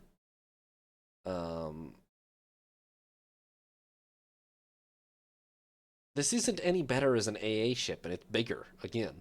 It's also definitely not any more capable of practical self-defense. If anything, it's probably worse.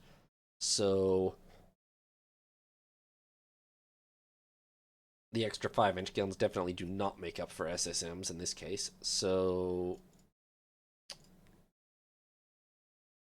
the entirety of the Duluth and Eager classes should just be replaced by more councils, and they would have a crazy good AA fleet. As it is, these are basically all intended still to be AA type light cruisers, but they're not as good at it. Or they're just as good at AA, but much more expensive for it. So I'm not very sold on all that. And they're now building a new fleet cruiser, the St. Louis class, for the first time in a while. Overall, however, their fleet is much more modern and powerful than Japan's, actually, in light cruisers, I would say. So next up, we will be looking at heavy cruisers. Alright, heavy cruisers. Somewhat less of these than there are light cruisers around in the world. In particular, we, along with Germany and France, have quite a lot less. Japan also has quite a lot less than it does light cruisers. Russia and the US have about the same size. The Mediterranean powers, Italy, Spain, and Austria-Hungary... oh, no, Spain's about the same, but Italy and Austria-Hungary actually have significantly more heavy than light cruisers, which is interesting.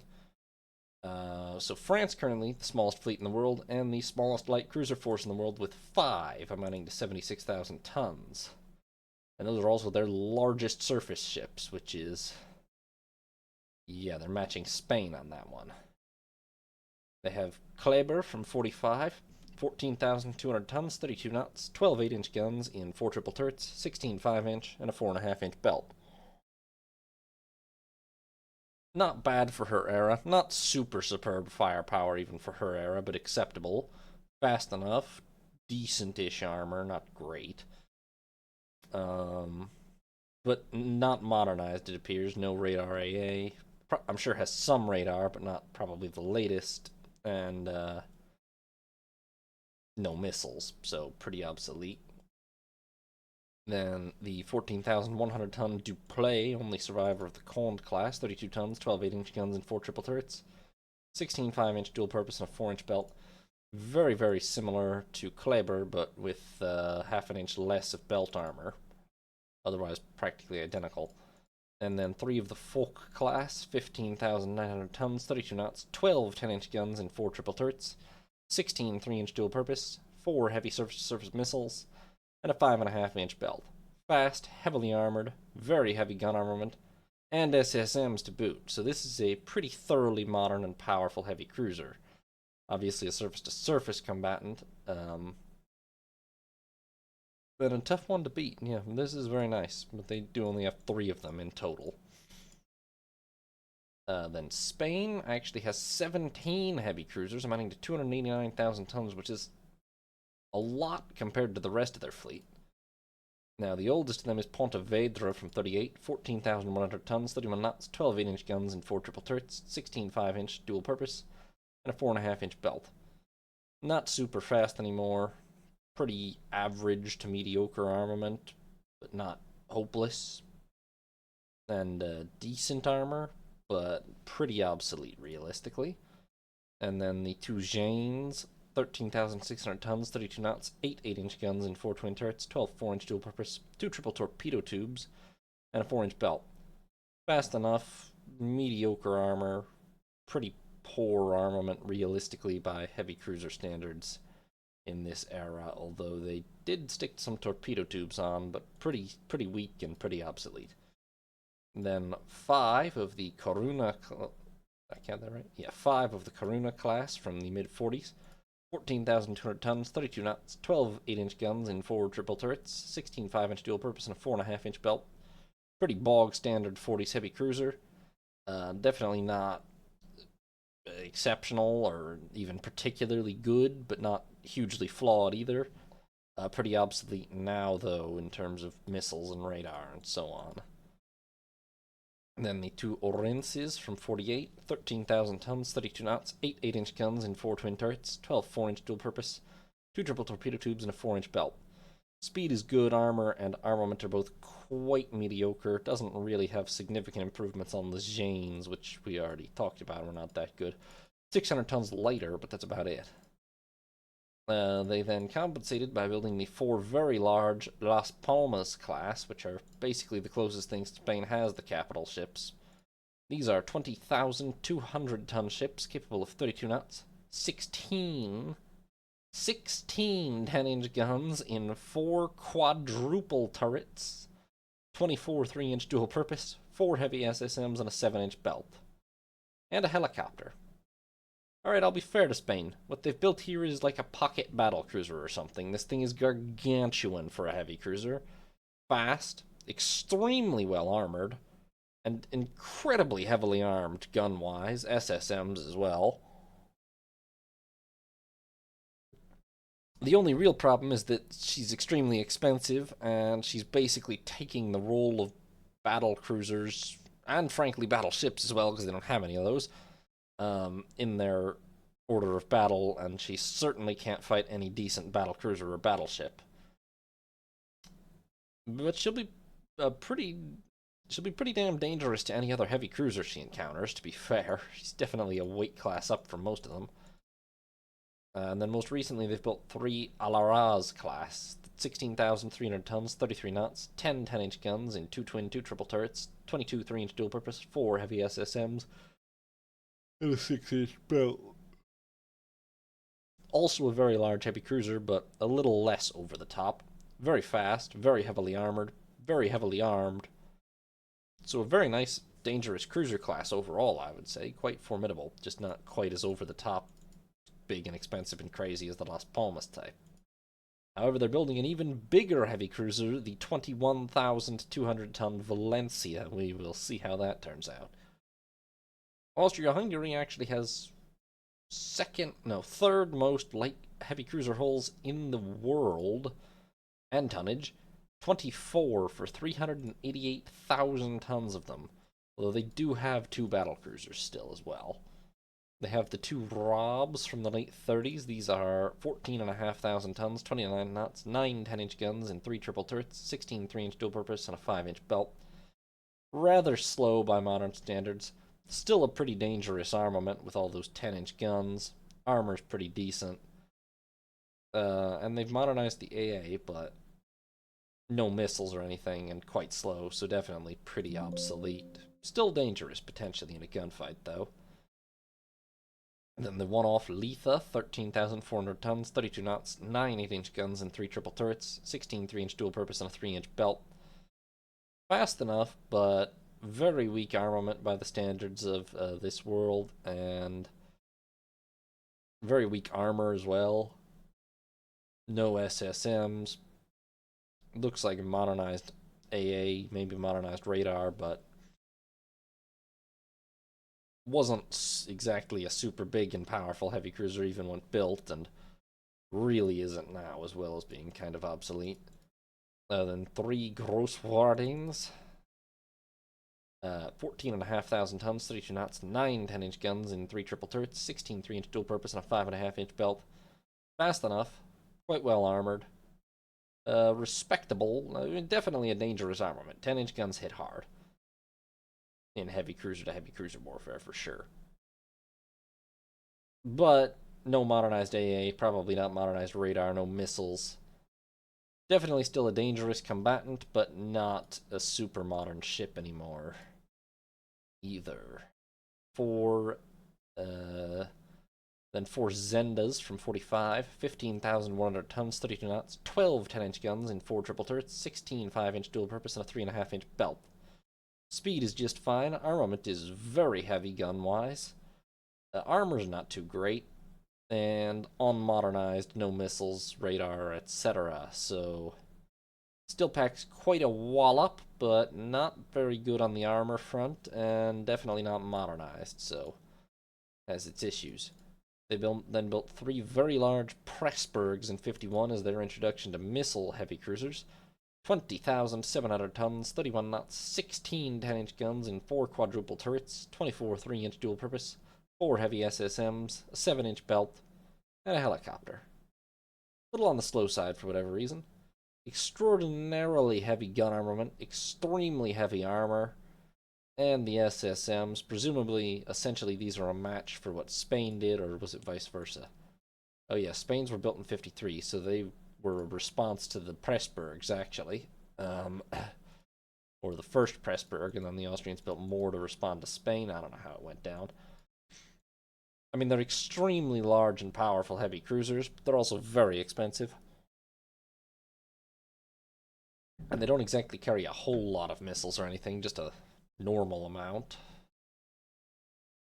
For a ship of 20,000 tons, I would probably cut down on the 10-inch guns and have, like, more SSMs and maybe some SAMs as well, but it certainly will pack a punch against other heavy cruisers in combat, though.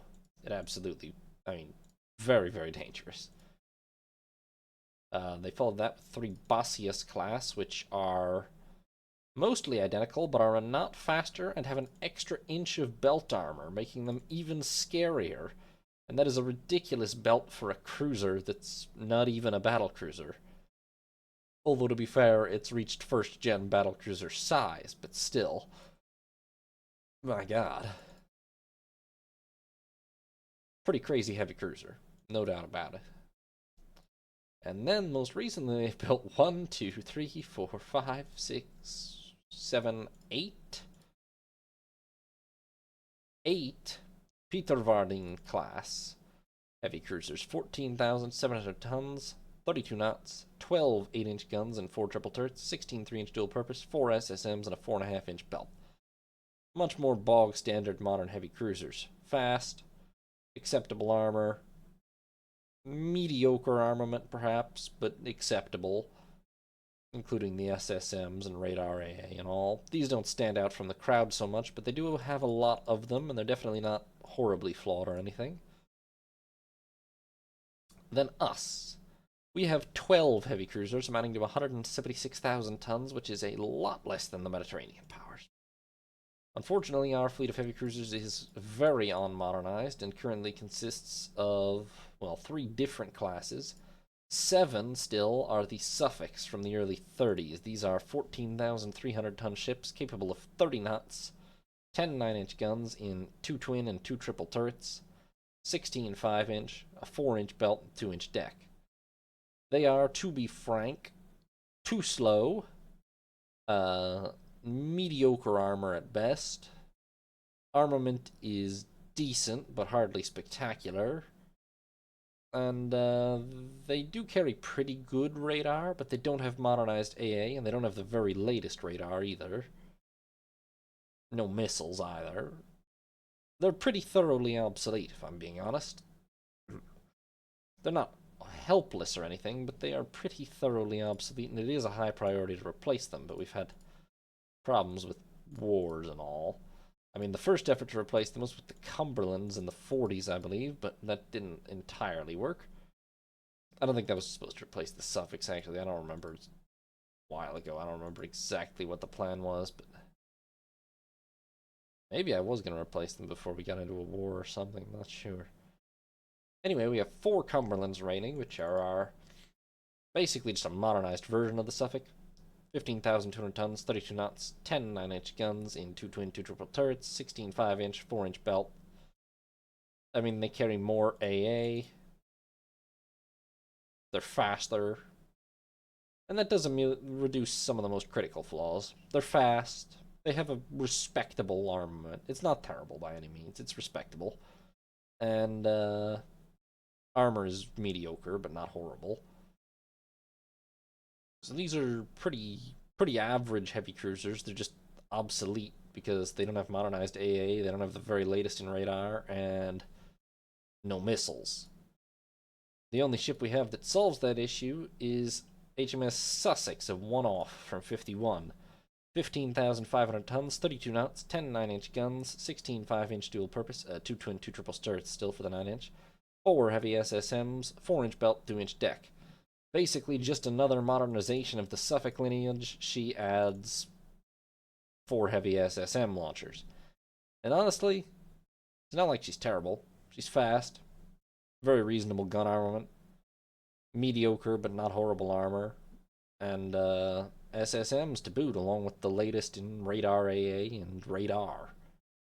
So Sussex is still a pretty decent heavy cruiser. Just there's one of her. If we can modernize all the others to her standard, we'd actually have a pretty decent heavy cruiser force, but we can't. They're all physically smaller. It'd be impossible to achieve the same specifications, unfortunately. So that's a high priority to improve. But I don't believe... No. The replacement design will be in existence relatively soon, but it doesn't yet in 60. Pretty sure I've already done it in the game, though. Maybe I'm wrong about that. I don't remember entirely right now. So Italy. 25 heavy cruisers amounting to 370,000 tons, in keeping with the typical very large Mediterranean forces. Their oldest 2 are the Pisas, 2 of them from 38. 13,300 tons, 32 knots, 10 8-inch guns in 2 twin, 2 triple turrets, 16 3-inch dual purpose, 4.5-inch belt, 2-inch deck. Good speed. Decent armor. Not a great armament. In fact, pretty weak. 10 8-inch guns. It's better than 8 8-inch, but it's not very strong by the standards of ships in this universe at all. And I mean, definitely obsolete in terms of radar and missiles and so on. Then two Zara class from the mid-40s, 14,200 tons, 32 knots. 12 8-inch guns and 4 triple turrets, 16 5-inch dual-purpose, 4.5-inch belt. Good speed, reasonable armament, reasonable armor. Not grossly flawed or anything, just hardly spectacular. They then built 4 Trentos, which are 14,600 ton ships capable of 31 knots, 12 10-inch guns and 4 triple turrets, 16 5-inch dual purpose, and a 3.5-inch belt. A little slow and a little under armored. Still no modernization either. But they definitely pack a wallop with the 12 10-inch guns. It's just the other things make it not that great a design, but a lot of firepower. Then 3 Polas, 12,700 tons, 32 knots, 10 8-inch guns and 2 twin, 2 triple turrets, 16 3-inch dual purpose, and a 3.5-inch belt. Speed's alright, armor's pretty poor, gun armament is very mediocre, just kind of poor, really, honestly. Modernized AA, though, so maybe better radar than the rest, probably, too. So, bit less obsolete in that regard, just not that great. Then 4 Livornos, 12,900 tons, 31 knots, 8 8-inch guns and 4 twin turrets, 12 4-inch dual purpose, and a 4.5-inch belt.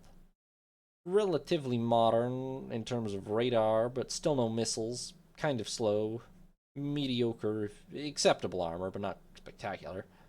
And a very poor gun armament, really. Not hopelessly bad, but just at the absolute bottom range of heavy cruisers. So, not a super obsolete design, but not modern either, because no missiles, and pretty small and weak overall. Then 4 Etnas from the early 50s, 14,600 tons, 34 knots, 9 8-inch guns and 3 triple turrets, 18 3-inch dual purpose, 4 heavy SSMs, and a 5-inch belt. Very fast, pretty well armored. Still a very weak gun armament overall, and the SSMs add something, obviously, but yeah, I mean, very fast and quite well armored, but a pretty mediocre armament. Obviously, better with the SSMs than without, but not anything super impressive. They then built 4 San Justos, and they're 16,300 ton ships, 33 knots, 10 10-inch guns and 2 twin, 2 triple turrets, 4 heavy SSMs, and a 5.5-inch belt. Fast, well armored, very heavily armed. These are pretty nice all-rounders. Thoroughly modern, you would assume. Not bad at all. Quite big and expensive, of course, but not bad at all. And not that gratuitously big and expensive. Unlike the 2 San Martinos, which are gratuitously big and expensive. These are 21,800 ton ships, 33 knots, 16 10-inch guns, and 4 quad turrets, 8 3-inch dual purpose, 8 heavy SSMs, and a 7-inch belt. Fast, extremely heavily armored, extraordinarily heavy gunfire, extraordinarily heavily oh my god. Extraordinarily heavily what the hell? Extraordinarily heavy broadside and a lot of SSMs to boot. So this ship is pretty flawless. I mean, you know, maybe you'd stick SAMs onto something that big, but as a surface combatant, pretty flawless, except for the fact that she's really, really expensive, probably. But if they can afford it, then quite nice to have. Now, that will take us to Russia. Russia also has a pretty formidable force of 22 heavy cruisers amounting to 368,000 tons. Now, however, 1, 2, 3, 4, 5, 6, 7, 8 of those are the Admiral Makarovs from the late 30s, so really matching my energy here. 13,700 tons, 33 knots, 8 8-inch guns and 4 twin turrets, 12 4-inch dual purpose, 2 triple torpedo tubes, and a 3.5-inch belt. Fast enough still, but pretty poor armor, and really quite a poor armament as well. Not to mention no modernization to speak of. These were not that great even when built, and they're quite obsolete now. That's a significant part of their force. Then they have 4 Admiral Yumashevs built just after that. 13,000 tons, 32 knots, 10 8-inch guns in 2 twin, 2 triple turrets, 16 3-inch dual purpose, and a 5.5-inch belt. Fast enough, quite well armored. Still a pretty mediocre to poor armament, but better, although the torpedoes count for something too, so marginally better. Still not very good ships, obsolete, although they modernized the AA. But not on all of them, it looks like. Overall, pretty obsolete. And not super big. Then 2 Orpheus, 13,300 tons, 32 knots, 10 8-inch guns, 16 3-inch dual purpose, and a 3.5-inch belt. Basically the same as the Admiral Yumashev's, truth be told, but with... No, just basically the same in every regard. I'm not actually sure. They gained 300 tons. They must have added something, but I couldn't even really tell you what it is. To make up, they didn't build anything for 10 years, only to make up for it by building 4 Chapayev class ships of 20,700 tons, 32 knots, 16 10-inch guns in 4 quad turrets, 22 4-inch dual purpose, 4 heavy SSMs, and a 7-inch belt. Fast, extremely heavily armored, and of course, a ridiculous broadside of guns. Although only a normal SSM complement, so far it's... Who was I looking at last? Italy?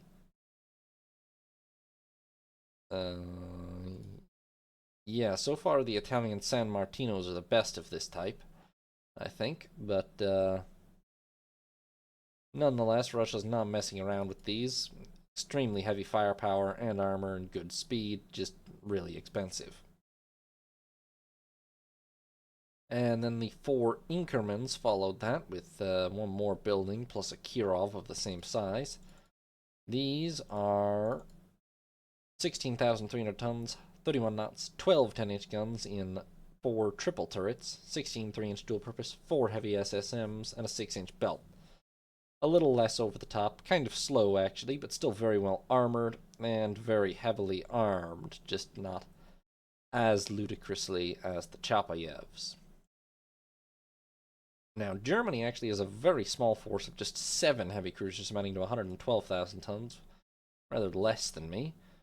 They have the one-off Constans from 45, 14,500 tons, 31 knots, 12 8-inch guns in 4 triple turrets, 16 5-inch dual purpose, and a 4.5-inch belt. Kind of slow. Decent armor. Decent, but not great armament. A pretty mediocre, but decent heavy cruiser. Somewhat modernized, probably has good radar and stuff, but no missiles. They then built the much larger Kiel, was the only survivor of the class due to a war we fought with them, I'm pretty sure. 14,000, yes, this one saw action against us, in fact, in the North Sea and Great Fisher Bank. This is part of why they have a gap in their heavy cruisers, too, as we took a big chunk out of them and they apparently haven't rebuilt it yet.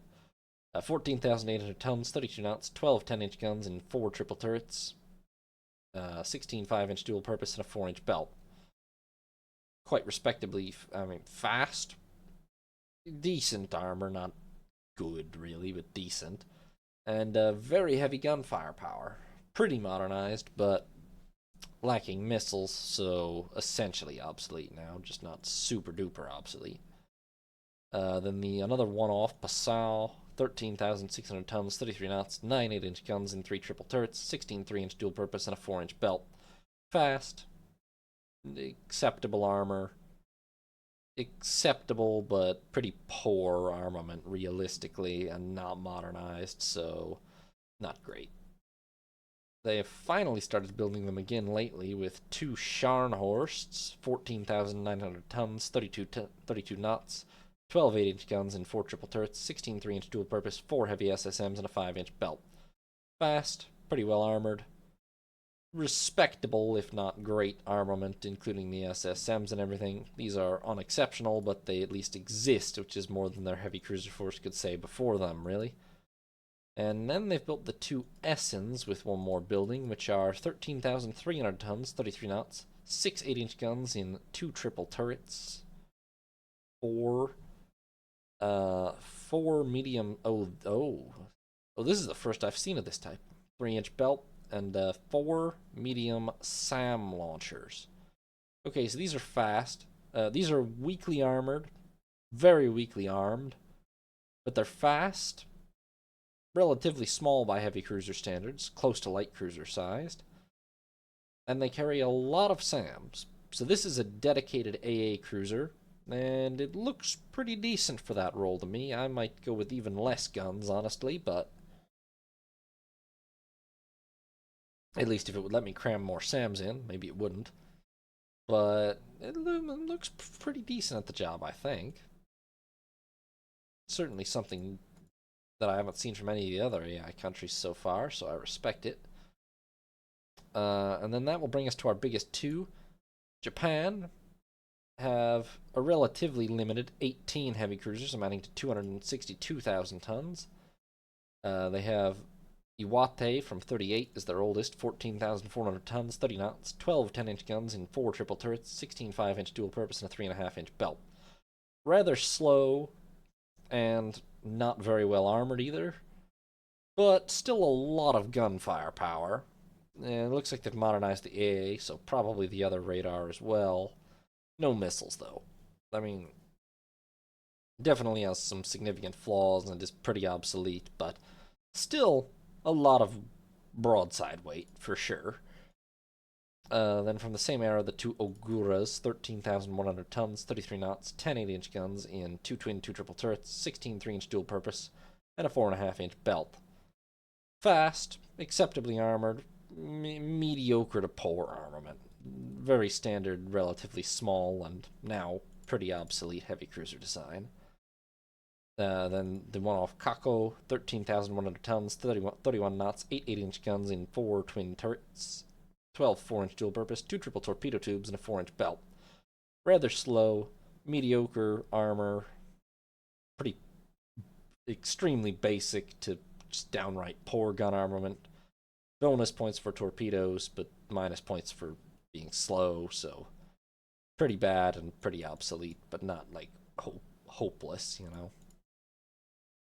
Then 4 Nabas, 13,600 tons, 33 knots, 9 8-inch guns and 3 triple turrets, 16 3-inch dual purpose, and a 4-inch belt. Fast, but very mediocre armor and armament and unmodernized, so pretty heavily obsolete.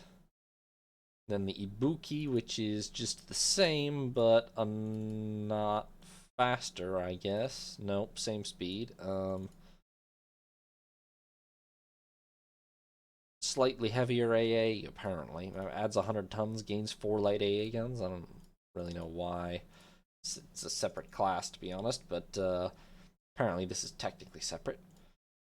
And then they built the larger one-off Chokai in 45, 14,700 tons, 32 knots, 12 8-inch guns in 4 triple turrets, 16 5-inch dual purpose, and a 4.5-inch belt. Fast, reasonably good armor, a reasonable, respectable armament, but nothing exactly special either, not even anything really good.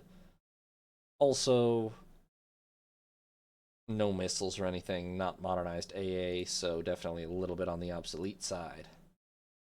Then 2 Mogamis from the same year, 14,200 tons, 31 knots, 12 8-inch guns and 4 triple turrets, 16 5-inch dual purpose, and a 4-inch belt.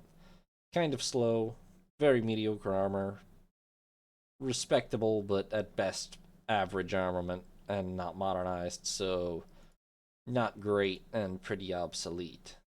Then the Suzuyas, 13,100 tons, 32 knots, 8 8-inch guns and 4 twin turrets, 12 4-inch dual purpose, 2 triple torpedo tubes, and a 4-inch belt. Fast, mediocre armor, very mediocre to just bad armament. Yes, torpedo tubes, but not many guns. Also, no modernized AA or anything, so another class in the mediocre and obsolete sort of bin. Finally, in 51, they built a couple of monstrosities, as all the AI seemed to start doing at the dawn of the Missile Age, with the 2 Kumanos. 20,200 tons, 32 knots, 16 10-inch guns in 4 quad turrets, 24 3-inch dual purpose, 4 heavy SSMs, and a 7-inch belt. Fast, very heavily armored, and of course a monstrous broadside. Although still only 4 SSMs, not 8 like the Italians, so point to Italy still. But, I mean, yeah, a monstrous heavy cruiser for sure. Maybe not as much all-round capability, no SAMs or anything, but very, very, very powerful in a gunfight, no doubt about it.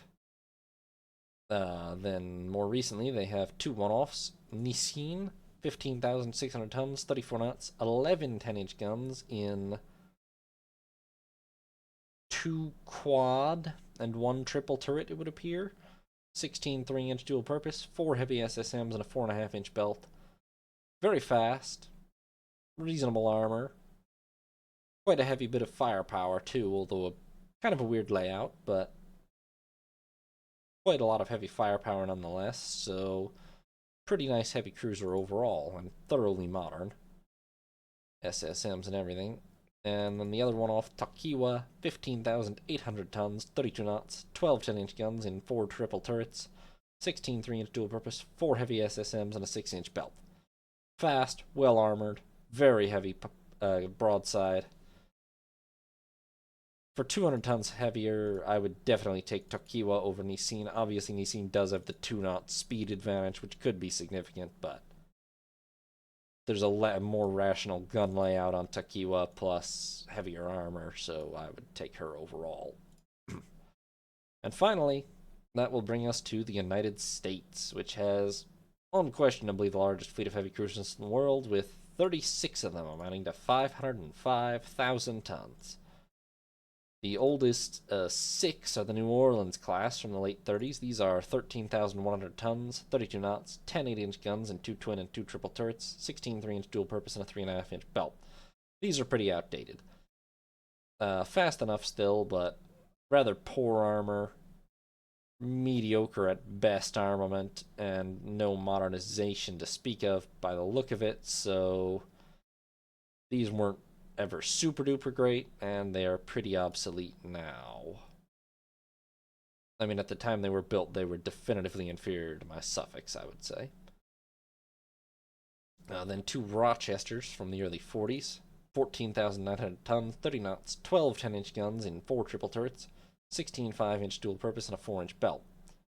Rather slow, armor is mediocre, but a very heavy bit of gun firepower still, also unmodernized, but, I mean, 12 10-inch guns packs quite a hit, quite a punch, but, other than that, they're pretty obsolete, and weren't that great even when built, necessarily, other than the guns. Then 6 of the Charleston class, no, they are different than New Orleans. 13,100 tons, 33 knots, 8 8-inch guns and 4 twin turrets, 12 4-inch dual purpose, 2 triple torpedo tubes, and a 3.5-inch belt. Fast enough, but rather poor armor and rather poor armament. Torpedo tubes, yes, but 8-inch just does not really cut it. These were never really top of the line cruisers. They haven't been modernized, so they're pretty obsolete now. And then they have 5 of the Tuscaloosa class from the mid-40s, 13,600 tons, 33 knots, 9 8-inch guns in 3 triple turrets, 16 3-inch dual purpose, and a 4-inch belt. Fast, quite fast. Mediocre, but okay armor. Pretty poor armament, really. And unmodernized, so an alright but small heavy cruiser when built, pretty obsolete now. Then the one-off, much larger Bullfinch, 16,400 tons, 33 knots, 10 10-inch guns, and 2 twin, 2 triple turrets, 22 3-inch dual purpose, 4 heavy SSMs, and a 5.5-inch belt. One of their very first forays into a missile ship. Fast, well armored, heavy gun firepower, and SSMs to boot. This is actually still quite a nice and modern heavy cruiser, even 10 years later, has aged very well. They followed that up with 5 of the San Juan class, 15,900 tons, 30 knots, 12 10-inch guns and 4 triple turrets, 16 3-inch dual purpose, 4 heavy SSMs, and a 7-inch belt. The fatal flaw is that they're really rather slow. 2 knots slower than is pretty much standard for heavy cruisers. That said, it's very good armor and a lot of firepower, so they're hardly hope. I mean, they get mixed up in a general fleet engagement where their speed doesn't really get noticed. They will contribute a lot. But against certain other cruisers, they'll be kind of worthless because of that 2 knot speed disadvantage, so it's definitely a glaring weakness in an otherwise really nice design. Then they have three sails from the early 50s, 13,200 tons, 31 knots, 9 8-inch guns, and 3 triple turrets, 12 3-inch dual purpose, 4 heavy SSMs, and a 5.5-inch belt. Rather slow, quite well armored, very well armored, but rather slow, and a very mediocre armament, other than the addition of SSMs, but a very mediocre gun armament still. Poor, really. Then they built 7 of the Milwaukee class in the mid-50s. 14,100 tons, 33 knots, 9 8-inch guns, and 3 triple turrets, 18 3-inch dual purpose, 4 heavy SSMs, and a 4.5-inch belt. Fast, respectably armored. SSMs are fine, but really quite a weak gun armament still. Like, overall, my Sussex class, okay, to be fair, should beat this, being 1,400 tons heavier, but my Sussex class does beat this. It's just I only have 1 of them, and they have 7 of these. Damn American budget. And finally, their latest monstrosity probably is the top monstrosity at Embroil at 15,800 tons, 33 knots, 11 10-inch guns, and 2 quad and 1 triple turret, 16 3-inch dual purpose, 4 heavy SSMs, and a 5-inch belt. Fast, well armored, and very heavily armed, so no real objections to Embroil, although I do actually kind of note, compared to, like, Bullfinch, half an inch less of armor, and one more gun, I guess. Not a huge advance for 10 years of tech, really. Not even sure she's actually better. Probably yes, just barely, but not radically so. Quite a nice cruiser, though, overall, yeah. Okay, and that brings us to the end of the heavy cruisers. Next, we will take a look at the remaining big gun capital ships, which are definitely on their way out, but not gone yet. So, big gun capital ships. They are getting pretty scarce in the world now. There's only about, 3, 7, 16, okay, America, 30, 37, 42, 44, if I just counted right. Under 50 big gun capital ships left in the world now. Unsurprising, given it's 1960. France, easy start. France has 0 big gun capital ships remaining, following their little war with us. Spain also has 0 big gun capital ships operational. Austria-Hungary has 2. These would be the sister battlecruisers Dalmatian and Böhmen, built in 48-49. These are 44,500 ton battlecruisers, 31 knots, 12 14-inch guns, and 4 triple turrets, 14 5-inch, 24 3-inch dual purpose, and an 11.5-inch belt. They're very fast, or they're quite fast. Their armor is not that great, but pretty good for a battlecruiser. Their gun power, not that impressed by. 14-inch guns on a 45,000 ton ship is honestly pretty questionable. But I'm sure, well, better than what Spain has. I'm pretty sure they're heavily outmatched by Italy, though, so no modernization of the AA, though, either. Probably not the radar. No missiles or anything, so these are better than nothing, but they're not really that powerful, I would say, by 1960 standards. We have 3 battleships in service at this point, amounting to 163,000 tons. These are the sisters HMS Resolution and Royal Oak. 48,200, built 1940, so about 20 years old now. 48,200 tons, 27 knots, 9 16-inch guns. 9 16-inch guns in 3 triple turrets, 24 5-inch dual purpose, 14-inch belt, 6-inch deck. Speed isn't spectacular anymore, but it's still pretty good for a battleship. Armor is very, very good still, I think, and armament is quite decent. There are some more heavily armed ships out there, but the Resolution can pretty much still hold their own with almost anything out there. However, they haven't been modernized in any way, really, so... I mean, they got one rebuild in 47, and they do still have pretty much the best radar in the fleet, but... nonetheless. And then we have HMS Caledonia, built just 7 years ago.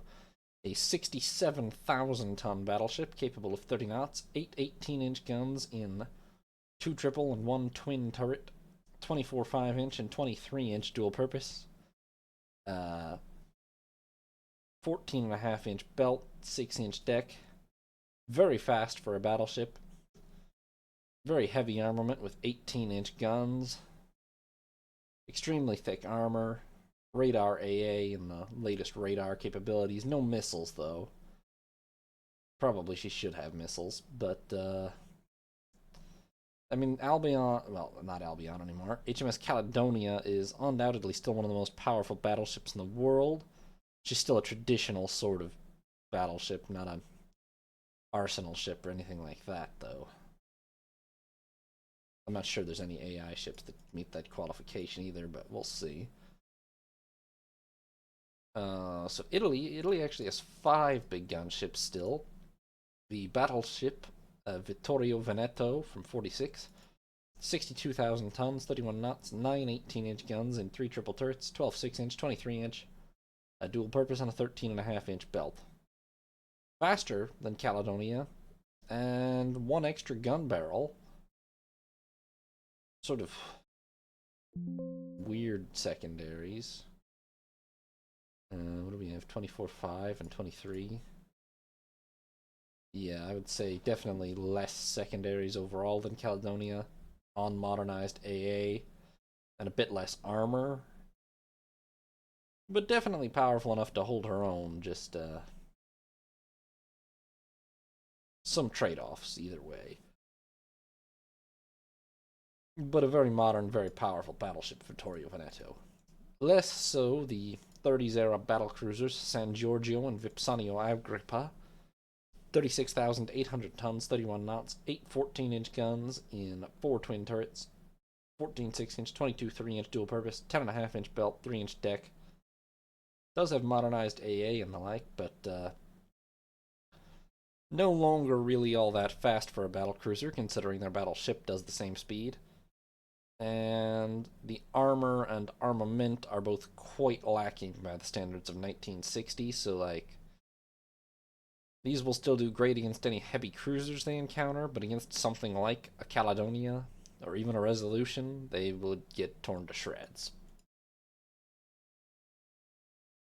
And then the one-off Conte de Cavour, well, these were not originally one-offs, but they lost a lot of battle cruisers in a war with Austria.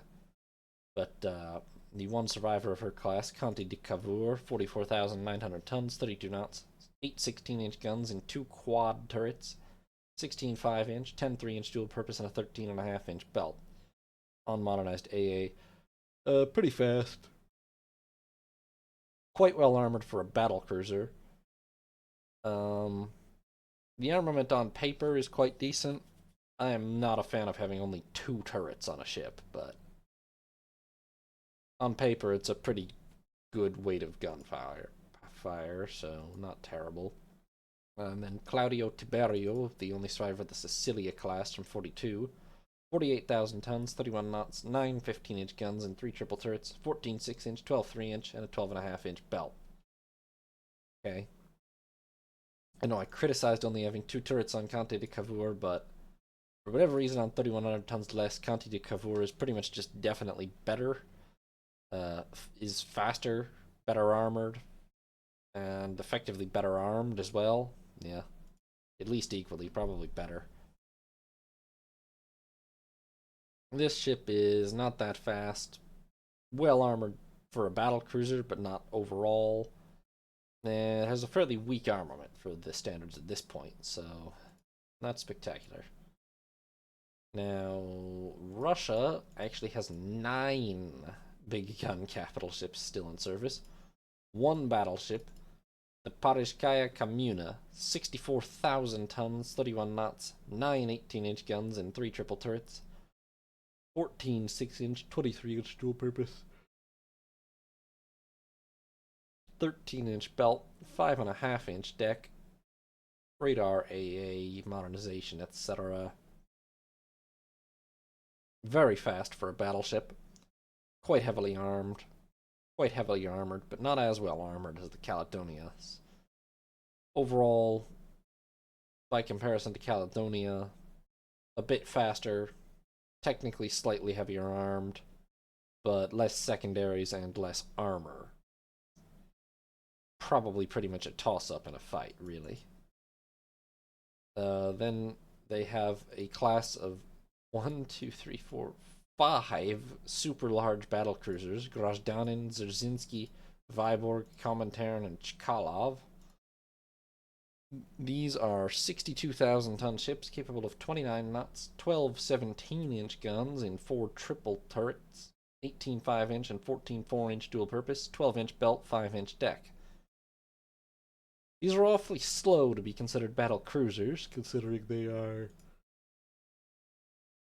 literally 2 knots slower than Russia's battleship.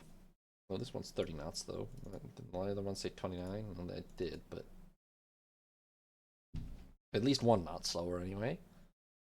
A pretty potent armament and pretty decent armor for a battle cruiser, though, so I'm relatively impressed, honestly. Especially if it really does have a 5-inch deck, that's pretty good, so yeah, these are decent, just capital ships. They don't really stand out as battle cruisers, as opposed to just calling them battleships. They're just slightly lightly armored battleships, but they don't have the speed significantly superior to a battleship, so I don't know. I mean, there's a lot of convergence between the two design types at this point, but still.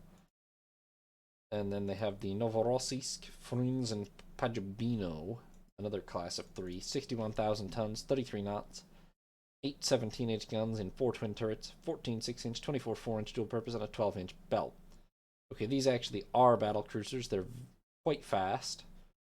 But, well, they're quite fast, and really they're quite heavily armed still, just not as well as the other ones. The Grozdanins. But quite fast, quite well armed. Not super thickly armored, but alright for a battle cruiser. I mean, these are quite potent. I mean, these will shred cruisers. They just, I mean, they're not that much faster than modern battleships, the thing. But enough faster to make a difference, perhaps. Then Germany has 1 battleship, 3 battle cruisers currently in service. The battleship Elsass, 57,800 tons, 30 knots, 11 15-inch guns in 3 triple and 1 twin turret, 12 6-inch, 16 4-inch dual purpose, and a 12.5-inch belt. Fast. Quite well. Well, no. Fast. Not super well armored, although I'm assuming she has a really thick deck, but the belt is not that great. And the armament, realistically, 15-inch guns aren't cutting it that much in 1960. It's okay, but hardly spectacular.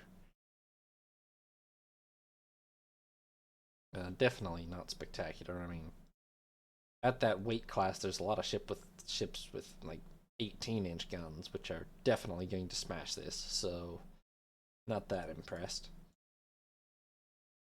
Notably, they have Prinz-Eugen, Seydlitz, and Strasbourg, they're 3 battlecruisers, which at 6,000 tons lighter are effectively better armed. 51,600 tons, 32 knots, 10 16-inch guns in 2 twin and 2 triple turrets, 16 5-inch dual purpose, 12-inch belt, 4-inch deck. Fast, heavily armed, quite nicely for their size, yeah. Very respectable armor for a battlecruiser, nothing spectacular, but respectable for a battlecruiser. They pretty much seem to me to be better than the Elsass in almost every way. I assume the Elsass has a good deal of deck armor, but it's weird to me that she's both slower and has probably a worse armament and seemingly doesn't have that much more armor. I don't know how that happened, but these are quite nice capital ships, I would say. Elsass, not that great. Now, Japan has a total of 2 battleships, 5 battle cruisers currently in service, and is building 3 more battle cruisers to boot. Their battleships are both quite old. They have Ys from 1933. To be fair, a massive post-treaty ship at 51,200 tons, 28 knots, 12 16-inch guns in 5 twin turrets, 14 6-inch, 16 4-inch dual purpose, and a 12.5-inch belt. Rather slow by modern standards. Probably not a whole lot of deck armor either, although I'm sure 4 inches at least or something, but if it's not more than that, then it's not very much by modern standards. Quite a heavy armament still, quite nice. Just definitely showing her age now in terms of the AA and radar modernization, in terms of her speed as well, and probably her deck armor, but not terrible. Then they have the smaller Fuso, and this one's really showing her age. 39,600 tons, 23 knots, 9 16-inch guns and 3 triple turrets, 14 6-inch, 10 3-inch dual purpose, and 13.5-inch belt, 5.5-inch deck. Armament is still decent. Armor is still decent. Her speed is horrible, though. 23 knots is much slower than pretty much anything else in any fleet as of 1960, and she is going to be really struggling to keep up with pretty much any battle, to the point of being almost useless. Anything that does want to fight her will turn circles around her. Then they have the 3 battlecruisers Ryun, Kirishima, and He from the late 40s. 35,500 tons, 31 knots, 10 14-inch guns in 2 twin, 2 triple turrets, 12 6-inch, 22 3-inch dual purpose, and an 11.5-inch belt. Not super fast for battle cruisers, but okay. Armor adequate. Armament really pretty inadequate for 1960. Honestly, not very good when built in 46 either, but really inadequate in 1960. Doesn't look to have been modernized either. These are not super great battle cruisers by and large, I would have to say. I mean, they've got big guns, but they're not very good for when they were built or for now. They are, however, now building, they've just completed Hidaka and Utsugi, which are 55,400 ton ships capable of 32 knots, 10 16-inch guns in 1 quad and 2 triple turrets, 16 5-inch, 24 3-inch dual purpose, 8 heavy SSMs and a SAM, and an 11.5-inch belt. Fast, heavily armed, armor is adequate for a battlecruiser, not that great. Modern, and the first capital ship I've seen that actually has SSMs and SAMs, although not a super spectacular number of them considering her size. I mean, you're gonna go for, it's just sort of an afterthought addition more than a built the ship around them kind of thing at this size. But a pretty formidable and thoroughly modern battlecruiser by and large. Maybe could be better armored, but it's a battle cruiser. That's not really what they're for in theory. And they are building 4 more of these, plus something they're calling Shiruma, which is a little bit smaller, but it's going to be a lot of very modern battle cruisers for Japan. And finally, that'll bring us over to the United States, which has A very large fleet still of 6 battleships for 316,000 tons and 8 battle cruisers for 447,000 tons. Now, their oldest battleship is USS Rhode Island from 34, 47,900 tons, 25 knots, 12 16-inch guns in 4 triple turrets, 16 6-inch, 12 3-inch dual purpose, and a 14.5-inch belt. Very well armored, still quite heavily armed, but unmodernized and just radically slow by modern standards, so she's really going to have trouble keeping up with most fleet actions, but otherwise, still pretty dangerous if she does get in range. And then Connecticut from 39, 46,100 tons, 30 knots, 9 16-inch guns and 3 triple turrets, 25-inch, 12 3-inch dual purpose, and a 12-inch belt. Much faster. Still very respectable now, but okay armament. Not super heavily armored at all for a battleship, though. This is almost a battle cruiser design or something for the time. Then another one-off USS North Dakota from 41, 43,000 tons, 32 knots, 8 17-inch guns in 2 quad turrets, 16 5-inch, 10 3-inch dual purpose, and a 12.5-inch belt. Very fast for a battleship. Theoretically pretty heavy armament, although I'm not at all a fan of the quad. Well, I don't use quad turrets much in general, but I'm not a fan at all of having only 2 turrets. And not super heavily armored. This almost feels like another battle cruiser design, which is weird. Then in 44, the much larger USS California, 51,700 tons, 27 knots, 9 16-inch guns and 3 triple turrets, 16 5-inch and 16 3-inch dual purpose, and a 15-inch belt. Respectable armament, extremely heavily armored. A little slow for 1960, but not necessarily hopeless.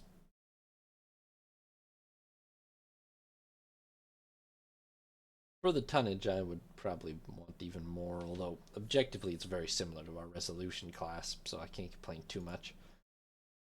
Then the slightly larger Arkansas from 3 years later, 52,000 tons, 29 knots, 9 16-inch guns and 3 triple turrets, 16 5-inch and 18 3-inch dual purpose, and a 12.5-inch belt. 2 knots faster at the cost of a lot of armor, apparently, and to be fair, I'm not sure that trade is worth it because she's a lot less scary as a battleship with significantly thinner armor and still kind of slow, despite all that, to be honest. And then the last battleship, the one-off USS Washington from 52, currently the largest ship, at least the largest battleship in the world, probably the largest ship in the world, a gargantuan 75,500 tons, built in response to our Albions, I think.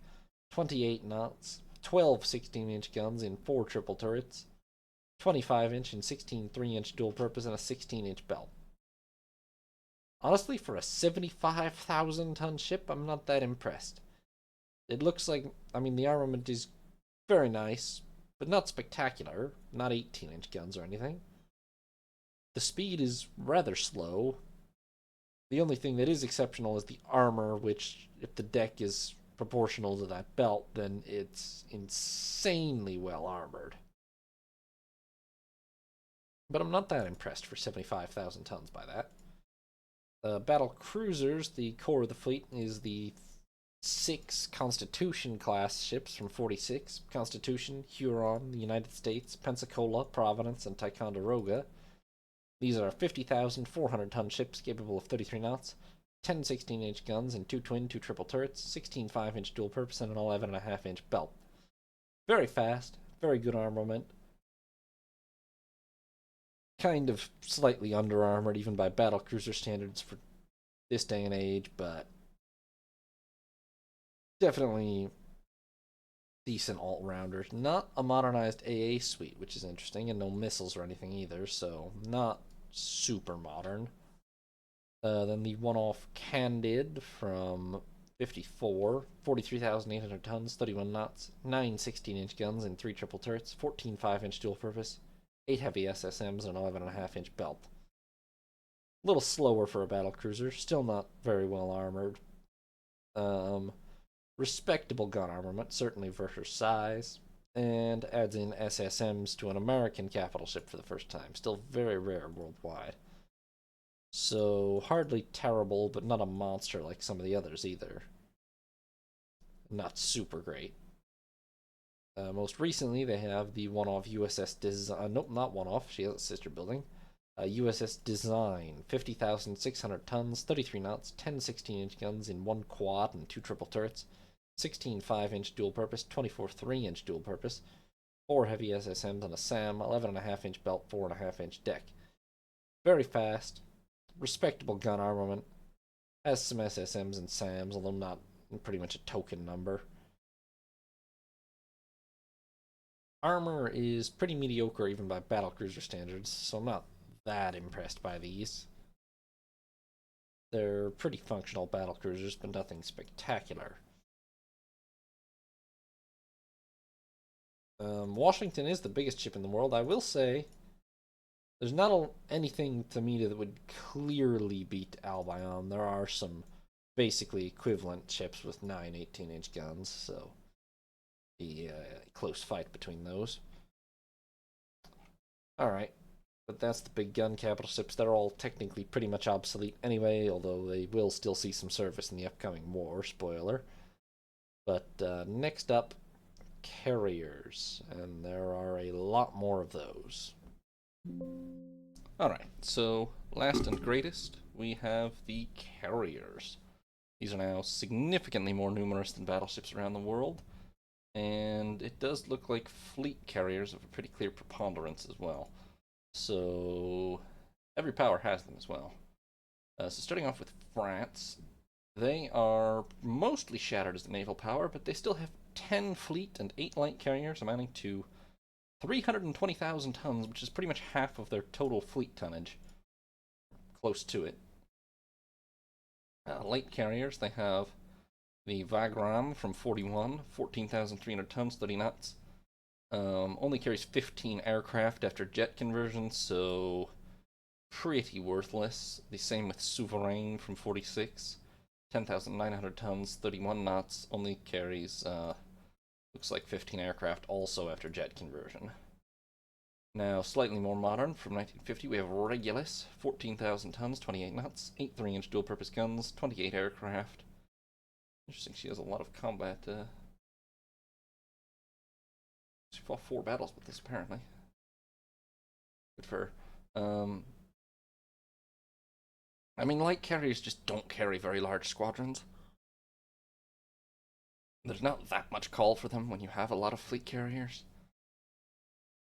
They're not much good in a fleet engagement. They're okay for maybe colonial purposes.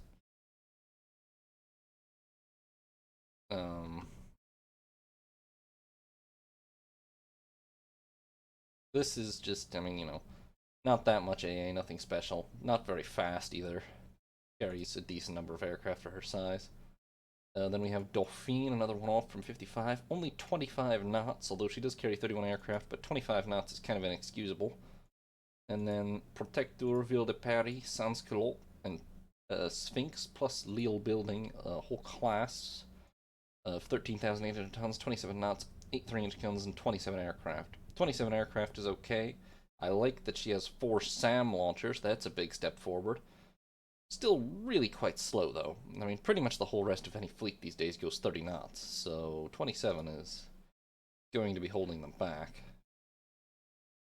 For proper carriers, they have their oldest survivor now, and still their biggest carrier, is Bois Belot from 1940. 36,300 tons, 29 knots, 16 4-inch dual-purpose guns, 3-inch belt and deck, and carried originally 100 aircraft, carries 69 post-jet conversion.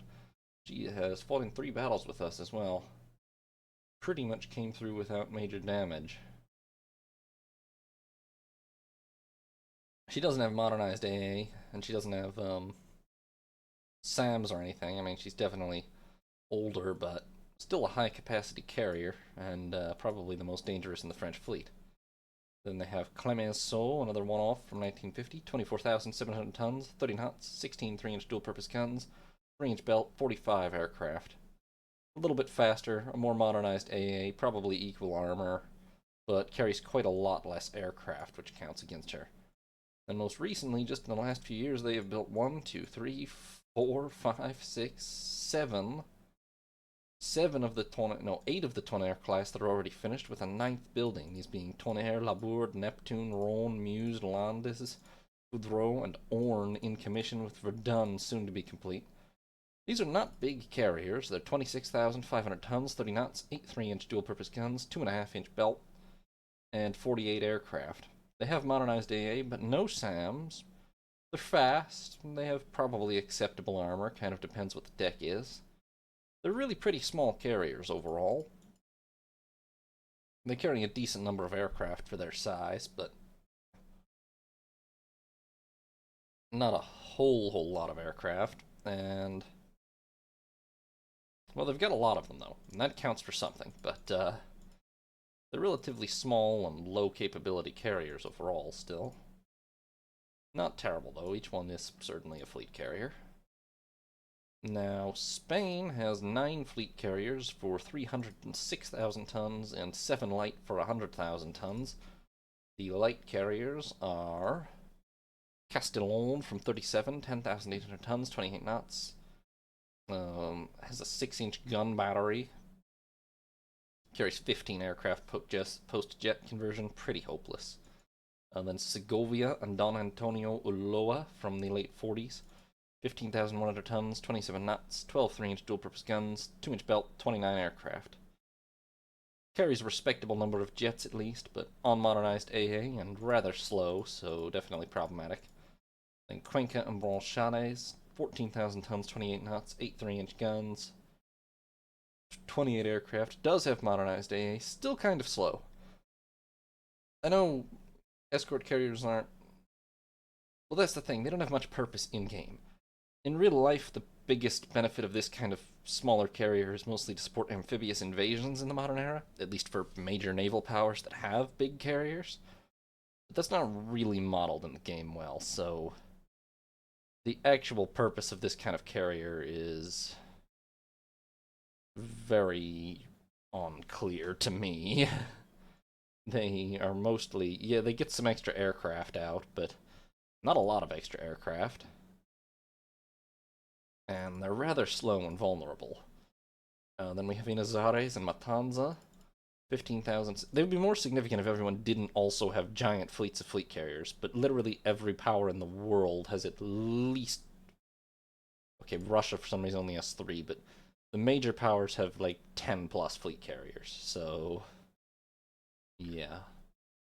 Anyway, Inazares and Matanza, 15,700 tons, 27 knots, 8 3-inch dual-purpose, 29 aircraft, and 4 SAM launchers. So, pretty potent AA on this one at least. Thoroughly modern, I would say. And then, they have an aviation ship that has SAMs. Carries helicopters. That's interesting. I don't know if I ever really looked at an AI dedicated helicopter carrier before, but that's what this is. It's kind of cool. 14 helicopters, 2 SAMs. I assume it's good for anti-submarine warfare primarily, or amphibious invasions, but that's again not really modeled in detail, but anti-submarine kind of is, so that's probably what it's for. Austria has 6 carriers, which somehow amount to 312,000 tons, and 8 light carriers for 110,000. That, okay. Oh wait, I didn't go over Spain's full-size carriers, my bad. Spain's large carriers, Caceres from 45 is their oldest, which is pretty good.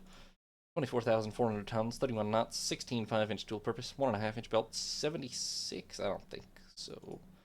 No, 50 aircraft post-jet conversion. Fast. Pretty lightly armored, it looks like. Unmodernized AA. Decent number of aircraft, though, still, for her size, and pretty fast, so not bad. They then built the trio of Barcelona, Jumilla, and Salamanca. 35,800 tons, 29 knots, 16 3-inch guns. Dual purpose. 3-inch belt, 69 aircraft. A little slower, but modernized AA, good armor, pretty respectable number of aircraft. So these are nice, large, capable fleet carriers. And they followed that with Almeria, Pedro de Aragon, Molinos, Saldana, and Trio in the last few years, which that's a class of 5 new carriers. 35,000 tons, 29 knots, 16 3-inch dual purpose, 2-inch belt, modernized AA, 65 aircraft, very similar to the Barcelonas, but 4 less aircraft and slightly smaller, slightly less armor as well, so kind of inferior, but not drastically so, still pretty decent. And that's quite a lot of aircraft, actually, so fair play to them. So then Austria, my bad. They have, for light carriers, they have Muva and Gjor from the 40s. 13,000 tons, 31 knots, 8 5-inch dual purpose, 15 aircraft now, and that's just the problem. They do have modernized AA, but, and they're fast too, but 15 aircraft is pretty pathetic, so. Then they have Condor, Cormorant, Iltis, Zee-Adler, and Bregenz from the mid-50s. These are 13,500 ton ships capable of 26 knots, 8 3-inch dual-purpose guns, modern AA, 31 aircraft, no armor apparently. It's a lot of aircraft for that tonnage, but on the other hand, literally apparently unarmored, very slow, so they're pretty damn fragile. And then more recently we have Schwalbe, 15,700 tons, 27 knots, 8 3-inch dual-purpose guns, 4 SAM launchers, and 29 aircraft. Still kind of slow, but I like the SAMs, so it's definitely their most modern light carrier anyway.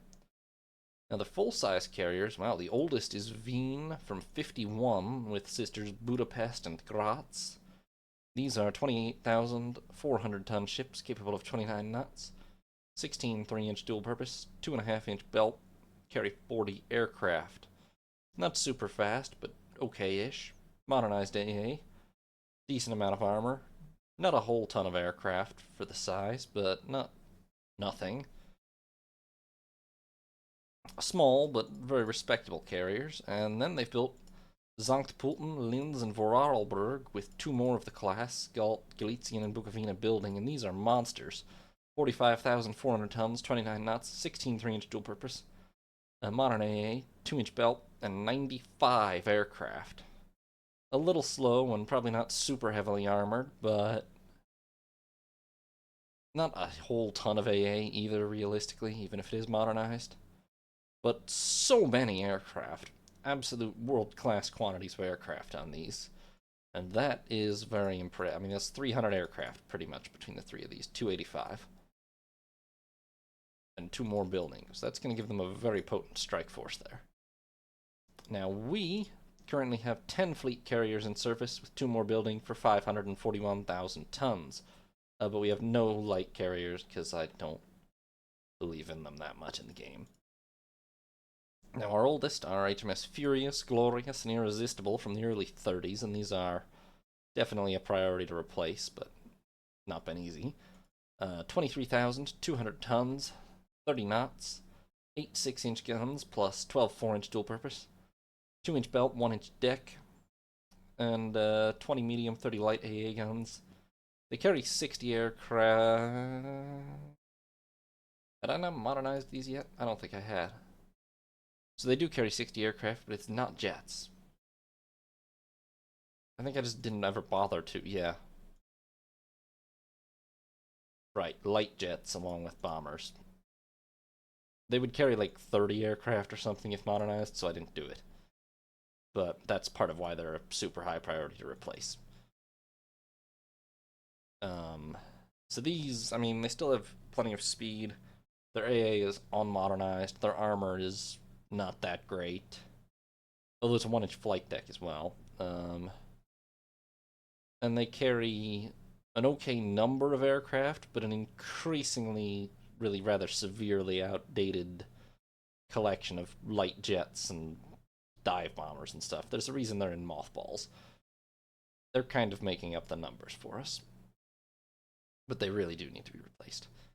Then we have the 4 HMS Ark Royal, Illustrious, Formidable, and Victorious from the early 40s. These are 40,800-ton ships capable of 33 knots, 14 5-inch dual-purpose, radar AA, 3-inch belt, 2-inch deck, 2-inch flight deck, carrying 48 jet aircraft. These are very fast, very good AA, I would say, and very heavily armored as well.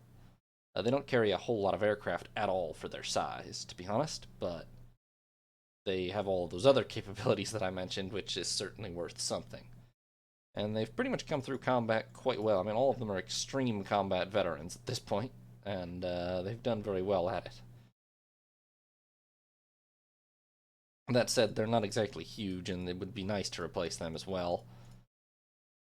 The current prides of the fleet are HMS Eagle, Rodney, and Benbow. These are 61,800-ton carriers capable of 32 knots, 16 3-inch dual-purpose, radar AA, 3-inch belt, 2.5-inch deck, 2.5-inch flight deck, and carrying 92 aircraft. Fast, potent, modern AA, extremely well armored, and carry a whole lot of aircraft. The only thing wrong with them is that they're very, very expensive. And to be fair, our next class of carriers should include SAMs as well, but yeah, they're very, very expensive. We are building 2 more, Empress of India and Argus, and then hopefully soon we can replace the Courageous entirely, but yeah, it's been a process. Now, Italy has only 5 fleet carriers and 5 light, with 3 more building, which will take them to 430,000 and 71,000 tons, respectively. The light carriers are Trento from 45, 14,600 tons, 31 knots, 8 5-inch guns, 3.5-inch belt. Does have modernized AA, but only carries 13 aircraft as a jet carrier, so pretty useless. Then Sagittario and Aldebaran from the 49 and 52, 15,100 tons, 26 knots, 12 3-inch dual-purpose, 2-inch belt, 29 aircraft. Doesn't have modernized AA, and is very slow, but apparently carries a decent number of aircraft. I'm going to assume those are all jets. If not, they're really hopeless. Then Sirio from 54, 13,500 tons, 27 knots. Has radar AA, has a decent load of aircraft, but still pretty slow and totally unarmored, so rather fragile. And the same, I think, with Falcone here. 13,300 tons, 27 knots, 3-inch dual-purpose. Radar-guided AA, but no armor, 30 aircraft. Just very fragile, but they get aircraft in the air at least. Then we have their older carriers are Vega and Rome from the late 40s. 28,300 tons, 30 knots, 16 3-inch. No radar AA, 2.5-inch belt, 40 aircraft. Fast, respectably armored, no modernized AA, and don't really carry that many jets. But it's an okay number. I mean, proportionally, they're doing way better than like our Ark Royals, so they're small carriers and not super modernized, but not horrible. Then from the mid to late 50s, they have Gepio, Condor, and Aquila, and these are monsters. 60,500 tons, 29 knots, 16 3-inch guns, dual purpose, radar AA, 4-inch belt, presumably heavy flight deck as well, and 121 aircraft. A little slow, not really super heavy on the AA, but it looks like well armored, and they carry a massive load of aircraft. So they look pretty cool too. This model does. These are very, very, very potent carriers, without a doubt.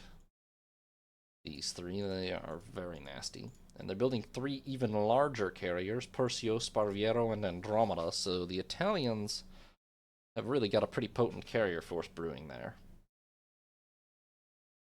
So Russia, for some reason, has only 3 fleet carriers, and 3 more building, which will be 265,000 tons, and 6 light carriers for 100,000 tons, which isn't... Neither of those is very many for a fleet of their caliber.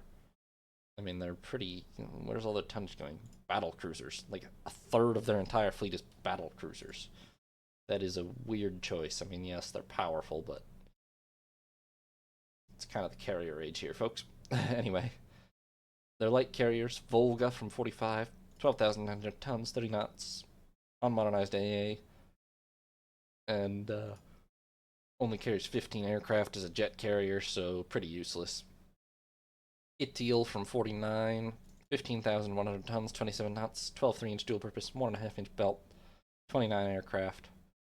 Slow, but otherwise a perfectly fine light jet carrier.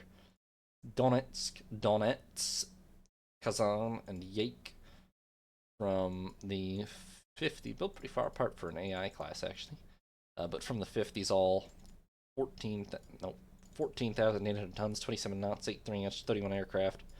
Again, kind of slow and no armor, so very fragile, but they get aircraft to where you want them to go. That's about all you can ask for them from light carriers. For fleet carriers, their oldest are Baku and Leningrad from 51.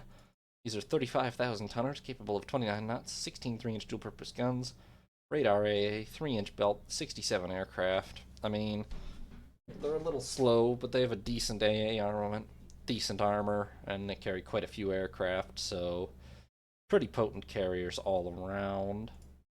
Not bad at all. And then they have the one-off Kharkov from 57, 56,500 tons, 30 knots, 18 3-inch dual purpose, radar AA, 4-inch belt, 81 aircraft.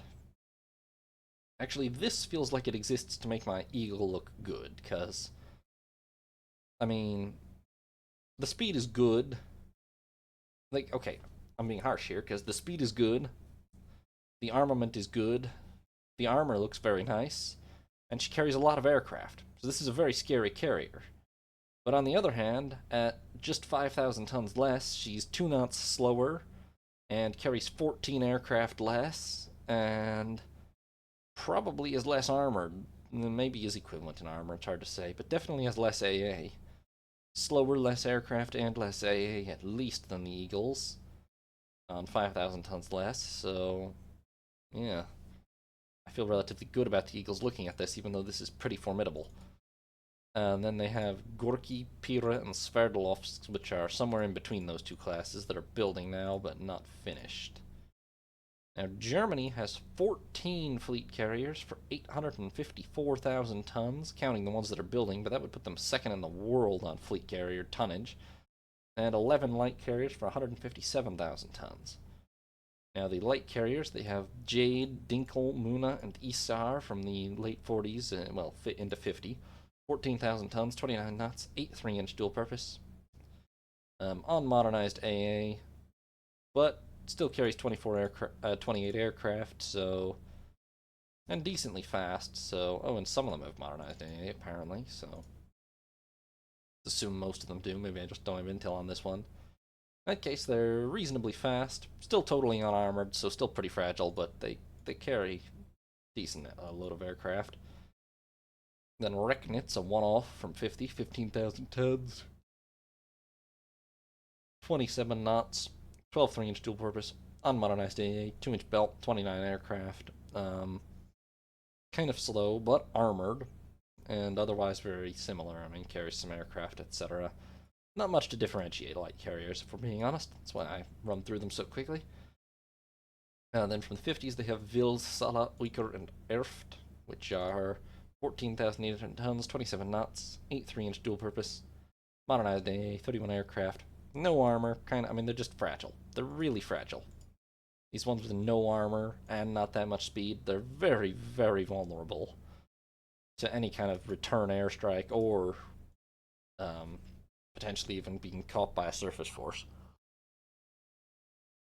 But between them, they contribute about, these 4 alone contribute at least 2 fleet carriers worth of aircraft to a battle, and that's something to consider. Then they have Peanut and Abens, 13,700 tons, 27 knots, 8 3-inch dual purpose, 4 SAMs, and 27 aircraft. I like the SAMs, still pretty fragile though. For fleet carriers, they have, from the early 40s, Hindenburg and Europa, 34,300 tons, 29 knots, 16 5-inch dual purpose guns, modernized AA, 1.5-inch belt, 43 aircraft. A little slow, but not terrible. decent AA. Not super well armored. Carries a not great number of aircraft. Obviously had to be converted to jet operations. So these are a little kind of like my Ark Royals. They're a little on the older side and struggling a little with jet operations. But on the other hand, my Ark Royals have quite a bit more armor at least.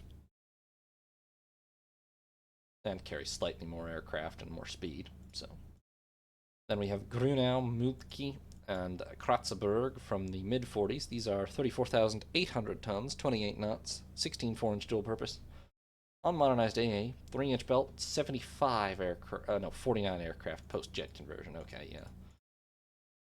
So these are really a little slow, but quite well armored. However, unmodernized AA counts against them, and they still don't carry all that many aircraft at 49, although they are doing slightly better at that point than our Ark Royals, but at the cost of being slower and probably less armored. Then we have the Volker Roads, which are pretty much one of the core parts of the fleet from the late 40s, early 50s. Volker Road, Horstdorf, Derflinger, Windeck, and York. These were actually built for jet operations, and they come in at 46,900 tons, capable of 29 knots, 16 3-inch dual purpose. Radar guided AA, 2.5-inch belt, 58 aircraft. Not super fast, but okay. Decent AA armament, decent armor, and a decent load of aircraft, although not spectacular for their size, just considering nothing else is spectacular either. But they don't have any glaring weaknesses, they just don't have any huge, obvious strengths either, perhaps. But each and every one of those is a pretty dangerous carrier, and they have 5 of them. However, not to, I don't know where I was going with that. Well, they're not going to stop there. They've built 4 more, Grafspee, Lutzau, Gneisenau, and Gorau, which are interesting. How do they... Okay, 38,600 tons, 29 knots, 16 3-inch dual-purpose guns, radar AA, 2.5-inch belt, 72 aircraft. I'm curious about this. Same speed. On the face of it, pretty much the same armor and AA. But 10,000 tons, well, 8,000 tons lighter. It carries 14 more aircraft. It's possible the Grafspees are strictly short range or something.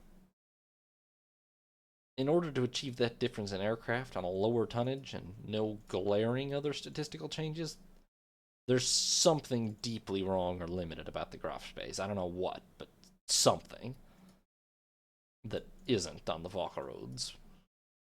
Probably range, maybe freeboard or something too. Could be accommodations as well. Well, just to... Wow. And they are still building because they have 3 63,000 tonners, Plotzgau, Sondersleben, and Griefenhagen, under construction, along with 2 50,000 tonners, Von der Tann and Neuwied. So, yeah, very, very formidable fleet Germany's building. Now, that just leaves the 2 big powers, Japan and the United States. Japan actually has the most carrier hulls in the world right now, with 20 fleet carriers in the water, 2 more building for 767,000 tons, plus 11 CVLs for 160,000 tons. Now, the light carriers, Taishamaru and Kurama from the 1940, 10,900 tons, 30 knots, 8 5-inch dual purpose. Apparently they have modernized AA, and they're pretty fast, but they still only carry 15 aircraft, which is pretty dismal. Chigusa and Ryuho from the late 40s, 14,000 tons, 28 knots, 8 3-inch dual purpose, 28 aircraft. A little slow, totally unarmored, but they've got aircraft. Then Chuyo, Yamashiro Maru, Ryujo, Shoho, Heimon, and Shimane Maru, a class of 7 from the late 50s, 15,700 tons, 27 knots, 8 3-inch dual purpose. No armor, but has 4 medium SAM launchers, carries 29 aircraft. Thoroughly modern example of the light carrier, just really kind of slow and unarmored. So, very fragile. That's the current core of their light carrier fleet. Oh, there's, wait, 3, 4, 5, 6, oh no, 7 is correct, okay. Yeah. Now, the fleet carriers, they have Way back from 41, Hosho, 30,800 tons, 30 knots, 16 4-inch dual-purpose, 2-inch belt. Originally 73 aircraft, now 47. Fast enough. Decent main armament, but unmodernized AA. Acceptable, but not great armor, it looks like. Carries a pretty decent number of aircraft for her size even today, but definitely showing her age a little bit. Then we have Unryu, Kuryu, Uryu, Katsuragi, and Hyo, a class of 5 from the mid to late 40s. These are only 23,900 tons, but they achieve 31 knots, 12 4-inch dual-purpose guns, unmodernized AA, 3-inch belt, and they carry 49 aircraft post-conversion, which is crazy. I don't know how they pulled these off, honestly, because 49 jets on this tonnage, while being fast and having decent armor, should be practically impossible. I really don't know how they've done it. I mean, my arc rails have very similar stats mostly, and are literally like twice the tonnage. So I do not know how they've pulled that off.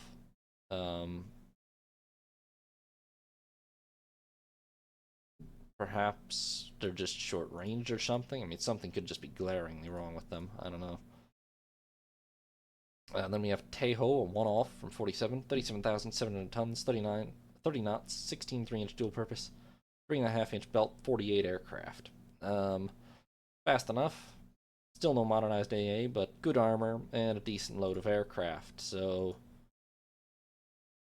see, statistically they're worse than the Yunryu's, but I feel a little more comfortable with her aircraft to weight ratio. It's still pretty good, but I feel more comfortable with it. Then from the late 40s, early 50s, we have Amagi, Jinryu, Seiryu, and Kuryu, class of 4, 35,500 tons, 30 knots, 16 3-inch dual-purpose, 2-inch belt, 65 aircraft. Fast. Still no modernized AA, not super well armored, but fast and carry quite a few aircraft. So, yeah, pretty decent, formidable carriers. The unmodernized AA is a bit of a bummer, although some of them have it, so yeah, maybe they all have it. I feel like it doesn't show up on the lead one sometimes, perhaps. Or they just don't bother to modernize the lead one. It's hard to say. Very decent carriers, though, yeah. And then Kenryu, Zoikaku, and Shokaku from the early to mid 50s. 30,800 tons, 29 knots, 16 3-inch dual-purpose guns, radar AA, 3-inch belt, 54 aircraft. A little slow, but a very respectable armament, good armor, carry a reasonable number of aircraft for their size, which suggests they're just not huge fleet carriers, but they're mid-sized and quite decent all around. And then in the late 50s, well, everybody's hugely built their carrier forces up in the late 50s. We have Zuryu, Haruna, Kitami, Sekuryu, Siryu, and Tishio, a class of 6 carriers of 39,500 tons, 30 knots, 16 3-inch dual-purpose guns, radar AA, 3-inch belt, 79 aircraft.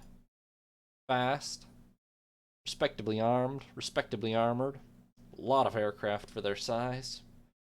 These are quite formidable. To be fair, they're not super fast, but they're fast enough. Quite formidable. And now they're building 2 really big 59,000 tonners, Kurobegoro and Suisho. See how those turn out. Now, although Japan has one more hull than them, Japan still has the most overall tonnage, the USA still has the most overall tonnage. 19 carriers and 4 more building, amounting to 939,000 tons, plus 10 CPLs, amounting to 128,000 tons.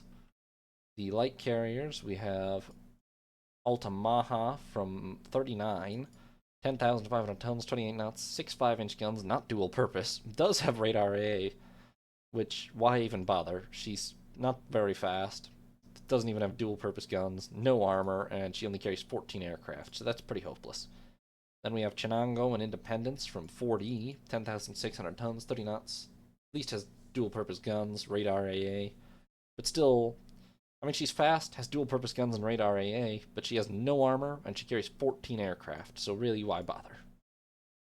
Then we have Monterey, Long Island, Block Island, Croatan from 45, 46. These are 12,900 tons, 30 knots, 8.5-inch dual-purpose guns on modernized AA, 2-inch belt, 32 aircraft. Well, it was 32 aircraft, though. It's 15 post-conversion, which again makes these, like, they were good when built. But the light carriers built, fleet carriers built post-jet conversion have enough spare capacity of aircraft that they can still be useful. Light carriers lose just straight up more than half their aircraft and can barely carry, like, a squadron, and it just makes them nigh on useless, really. Why bother toting around a 13,000-ton ship that only has 15 aircraft? I know there's plenty of those in real life, but it's not that helpful in the game, I don't think. Then the one-off Fanshawe Bay from 1950, 15,100 tons, 27 knots, 12 3-inch guns, radar AA, 2-inch belt, 29 aircraft. Little slow, but modern AA, respectable armor, carries aircraft. Another one-off Charger, just finished, 15,600 tons, 27 knots, 8 3-inch dual-purpose guns, 4 SAM launchers and 29 aircraft. No armor, though, so not very fast and no armor, but has SAM launchers. Has quite a decent complement of aircraft for her size. I mean, pretty standard, but I like the SAM launchers, so not bad. And then Card, which is 13,800 tons, 28 knots, 8 3-inch dual-purpose guns, 4 SAM launchers, 27 aircraft. 2 aircraft less, and a knot slower. No, a knot faster. 2 aircraft less, a knot faster, and no light AA. Not sure how they saved 1,600 tons on that, honestly. Well done, I guess. Now for the fleet carriers. They have USS Bunker Hill, Hornet, Bonhomme Richard, and Lake Champlain from the late 30s. These are pretty much what the Ark Royals were built as a response to, I think. Maybe not directly, but they were contemporaries at least. 30,700 tons, 30 knots, 16 5-inch dual-purpose guns, 2.5-inch belt, 63 aircraft. I'm gonna guess they all actually do have modernized AA, because it's the US, surely, and they all have all been refit. Fast, respectable AA, assuming it has all been modernized. Respectable armor, and still carries quite a lot of aircraft for their size, actually, so these have aged pretty well.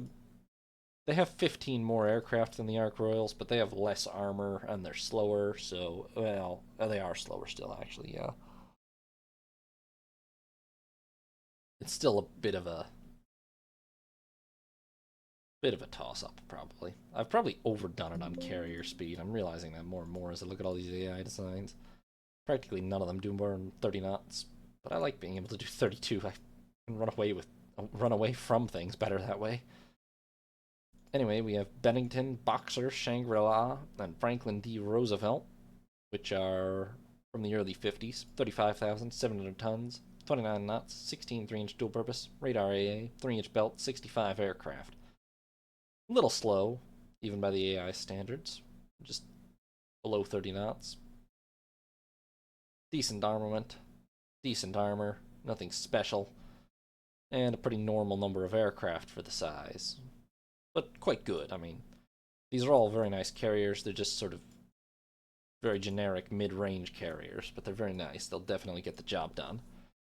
And then they followed that with, in the mid-50s essentially, USS Antietam, Hancock, Yorktown, Langley, Caravan, Clamor, Concise, Philippine Sea, and Disdain. That is 1, 2, 3, 4, 5, 6, 7, 8, 9. 9 Antietam class carriers. Each of them 35,800 tons, 30 knots, 16 3-inch dual-purpose guns, radar AA, 3-inch belt, 65 aircraft. Okay, this is basically the blueprint of a generic, like, mid-sized carrier, mid to large, but there's nothing wrong with that. In fact, it's good. Usually when the AI diverges significantly from what's normal, it's to fuck it up. So these are fast enough, well enough armed, well enough armored, None of them like in an exceptional way, but all of them in a good enough way. And they carry quite a few aircraft. And so each one in itself is a perfectly good, normal carrier without major flaws. And oh yeah, they have 9 of them. What the hell, America? So yeah, that's sort of terrifying. And then most recently, just to rub in their superiority a little bit, they've built USS Crag and Diploma, which are 61,600-ton monsters capable of 30 knots, 16 3-inch dual-purpose guns, radar AA, 3.5-inch belt, 120 aircraft. Similar size to our Eagles, but a bit of a different philosophy. Fast enough, decent enough AA armament, very respectable armor, and a lot of aircraft. Compared to my Eagles, they are slower, have less AA, and I suspect are a bit less armored. But on the other hand, they have 25 more aircraft, so that might count for more in the end. It's hard to say. They're very comparable. I mean, I would give the Eagle at least like a. It's close to 50-50 between two carriers of that kind of size. It honestly probably just depends who finds the other one and gets the first strike in anyway. It does a lot of the time between carriers, so hard isn't going to be very situational. Then they have the one-off, just finished USS Event. Oh no, that's not finished yet. My bad. They're building another 57,000-tonner USS Event. Interesting. Is that actually the first one with an angled flight deck? It's hard to tell for sure because sometimes the game-generated model doesn't fully reflect everything. Do the Eagles not have an angled flight deck? Maybe they don't. Okay. I mean, the US might. If the model is taken as gospel, then the US might be building the world's first proper angled flight deck carrier here with USS Event. And 108 aircraft to boot. So that certainly counts for something.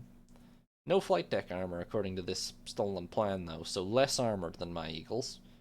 But SAM launchers and everything, so this will be thoroughly, thoroughly, thoroughly modern and impressive. Not finished yet, though, and they're also building 3 Valley Forges, which... See, these don't have a angled flight deck, allegedly. But they do have SAMs, so that's the thing on the next generation of carriers. Anyway, that's where we're at in terms of ships of the world as of 1960. The US and Japan, pretty much the ones duking it out at the top now. The US definitely has an advantage, but Japan has a very impressive fleet as well. We are very definitely still recovering from our war with the US and France, although France is recovering harder at least. And we'll see where we go in the next few years. Spoiler, it's to war with Germany and Japan. And you can catch that in the regular episodes. Most of them are out already. But thank you all for watching. I hope you enjoyed this, and have a nice day. This is Sea Lord Janda, signing off.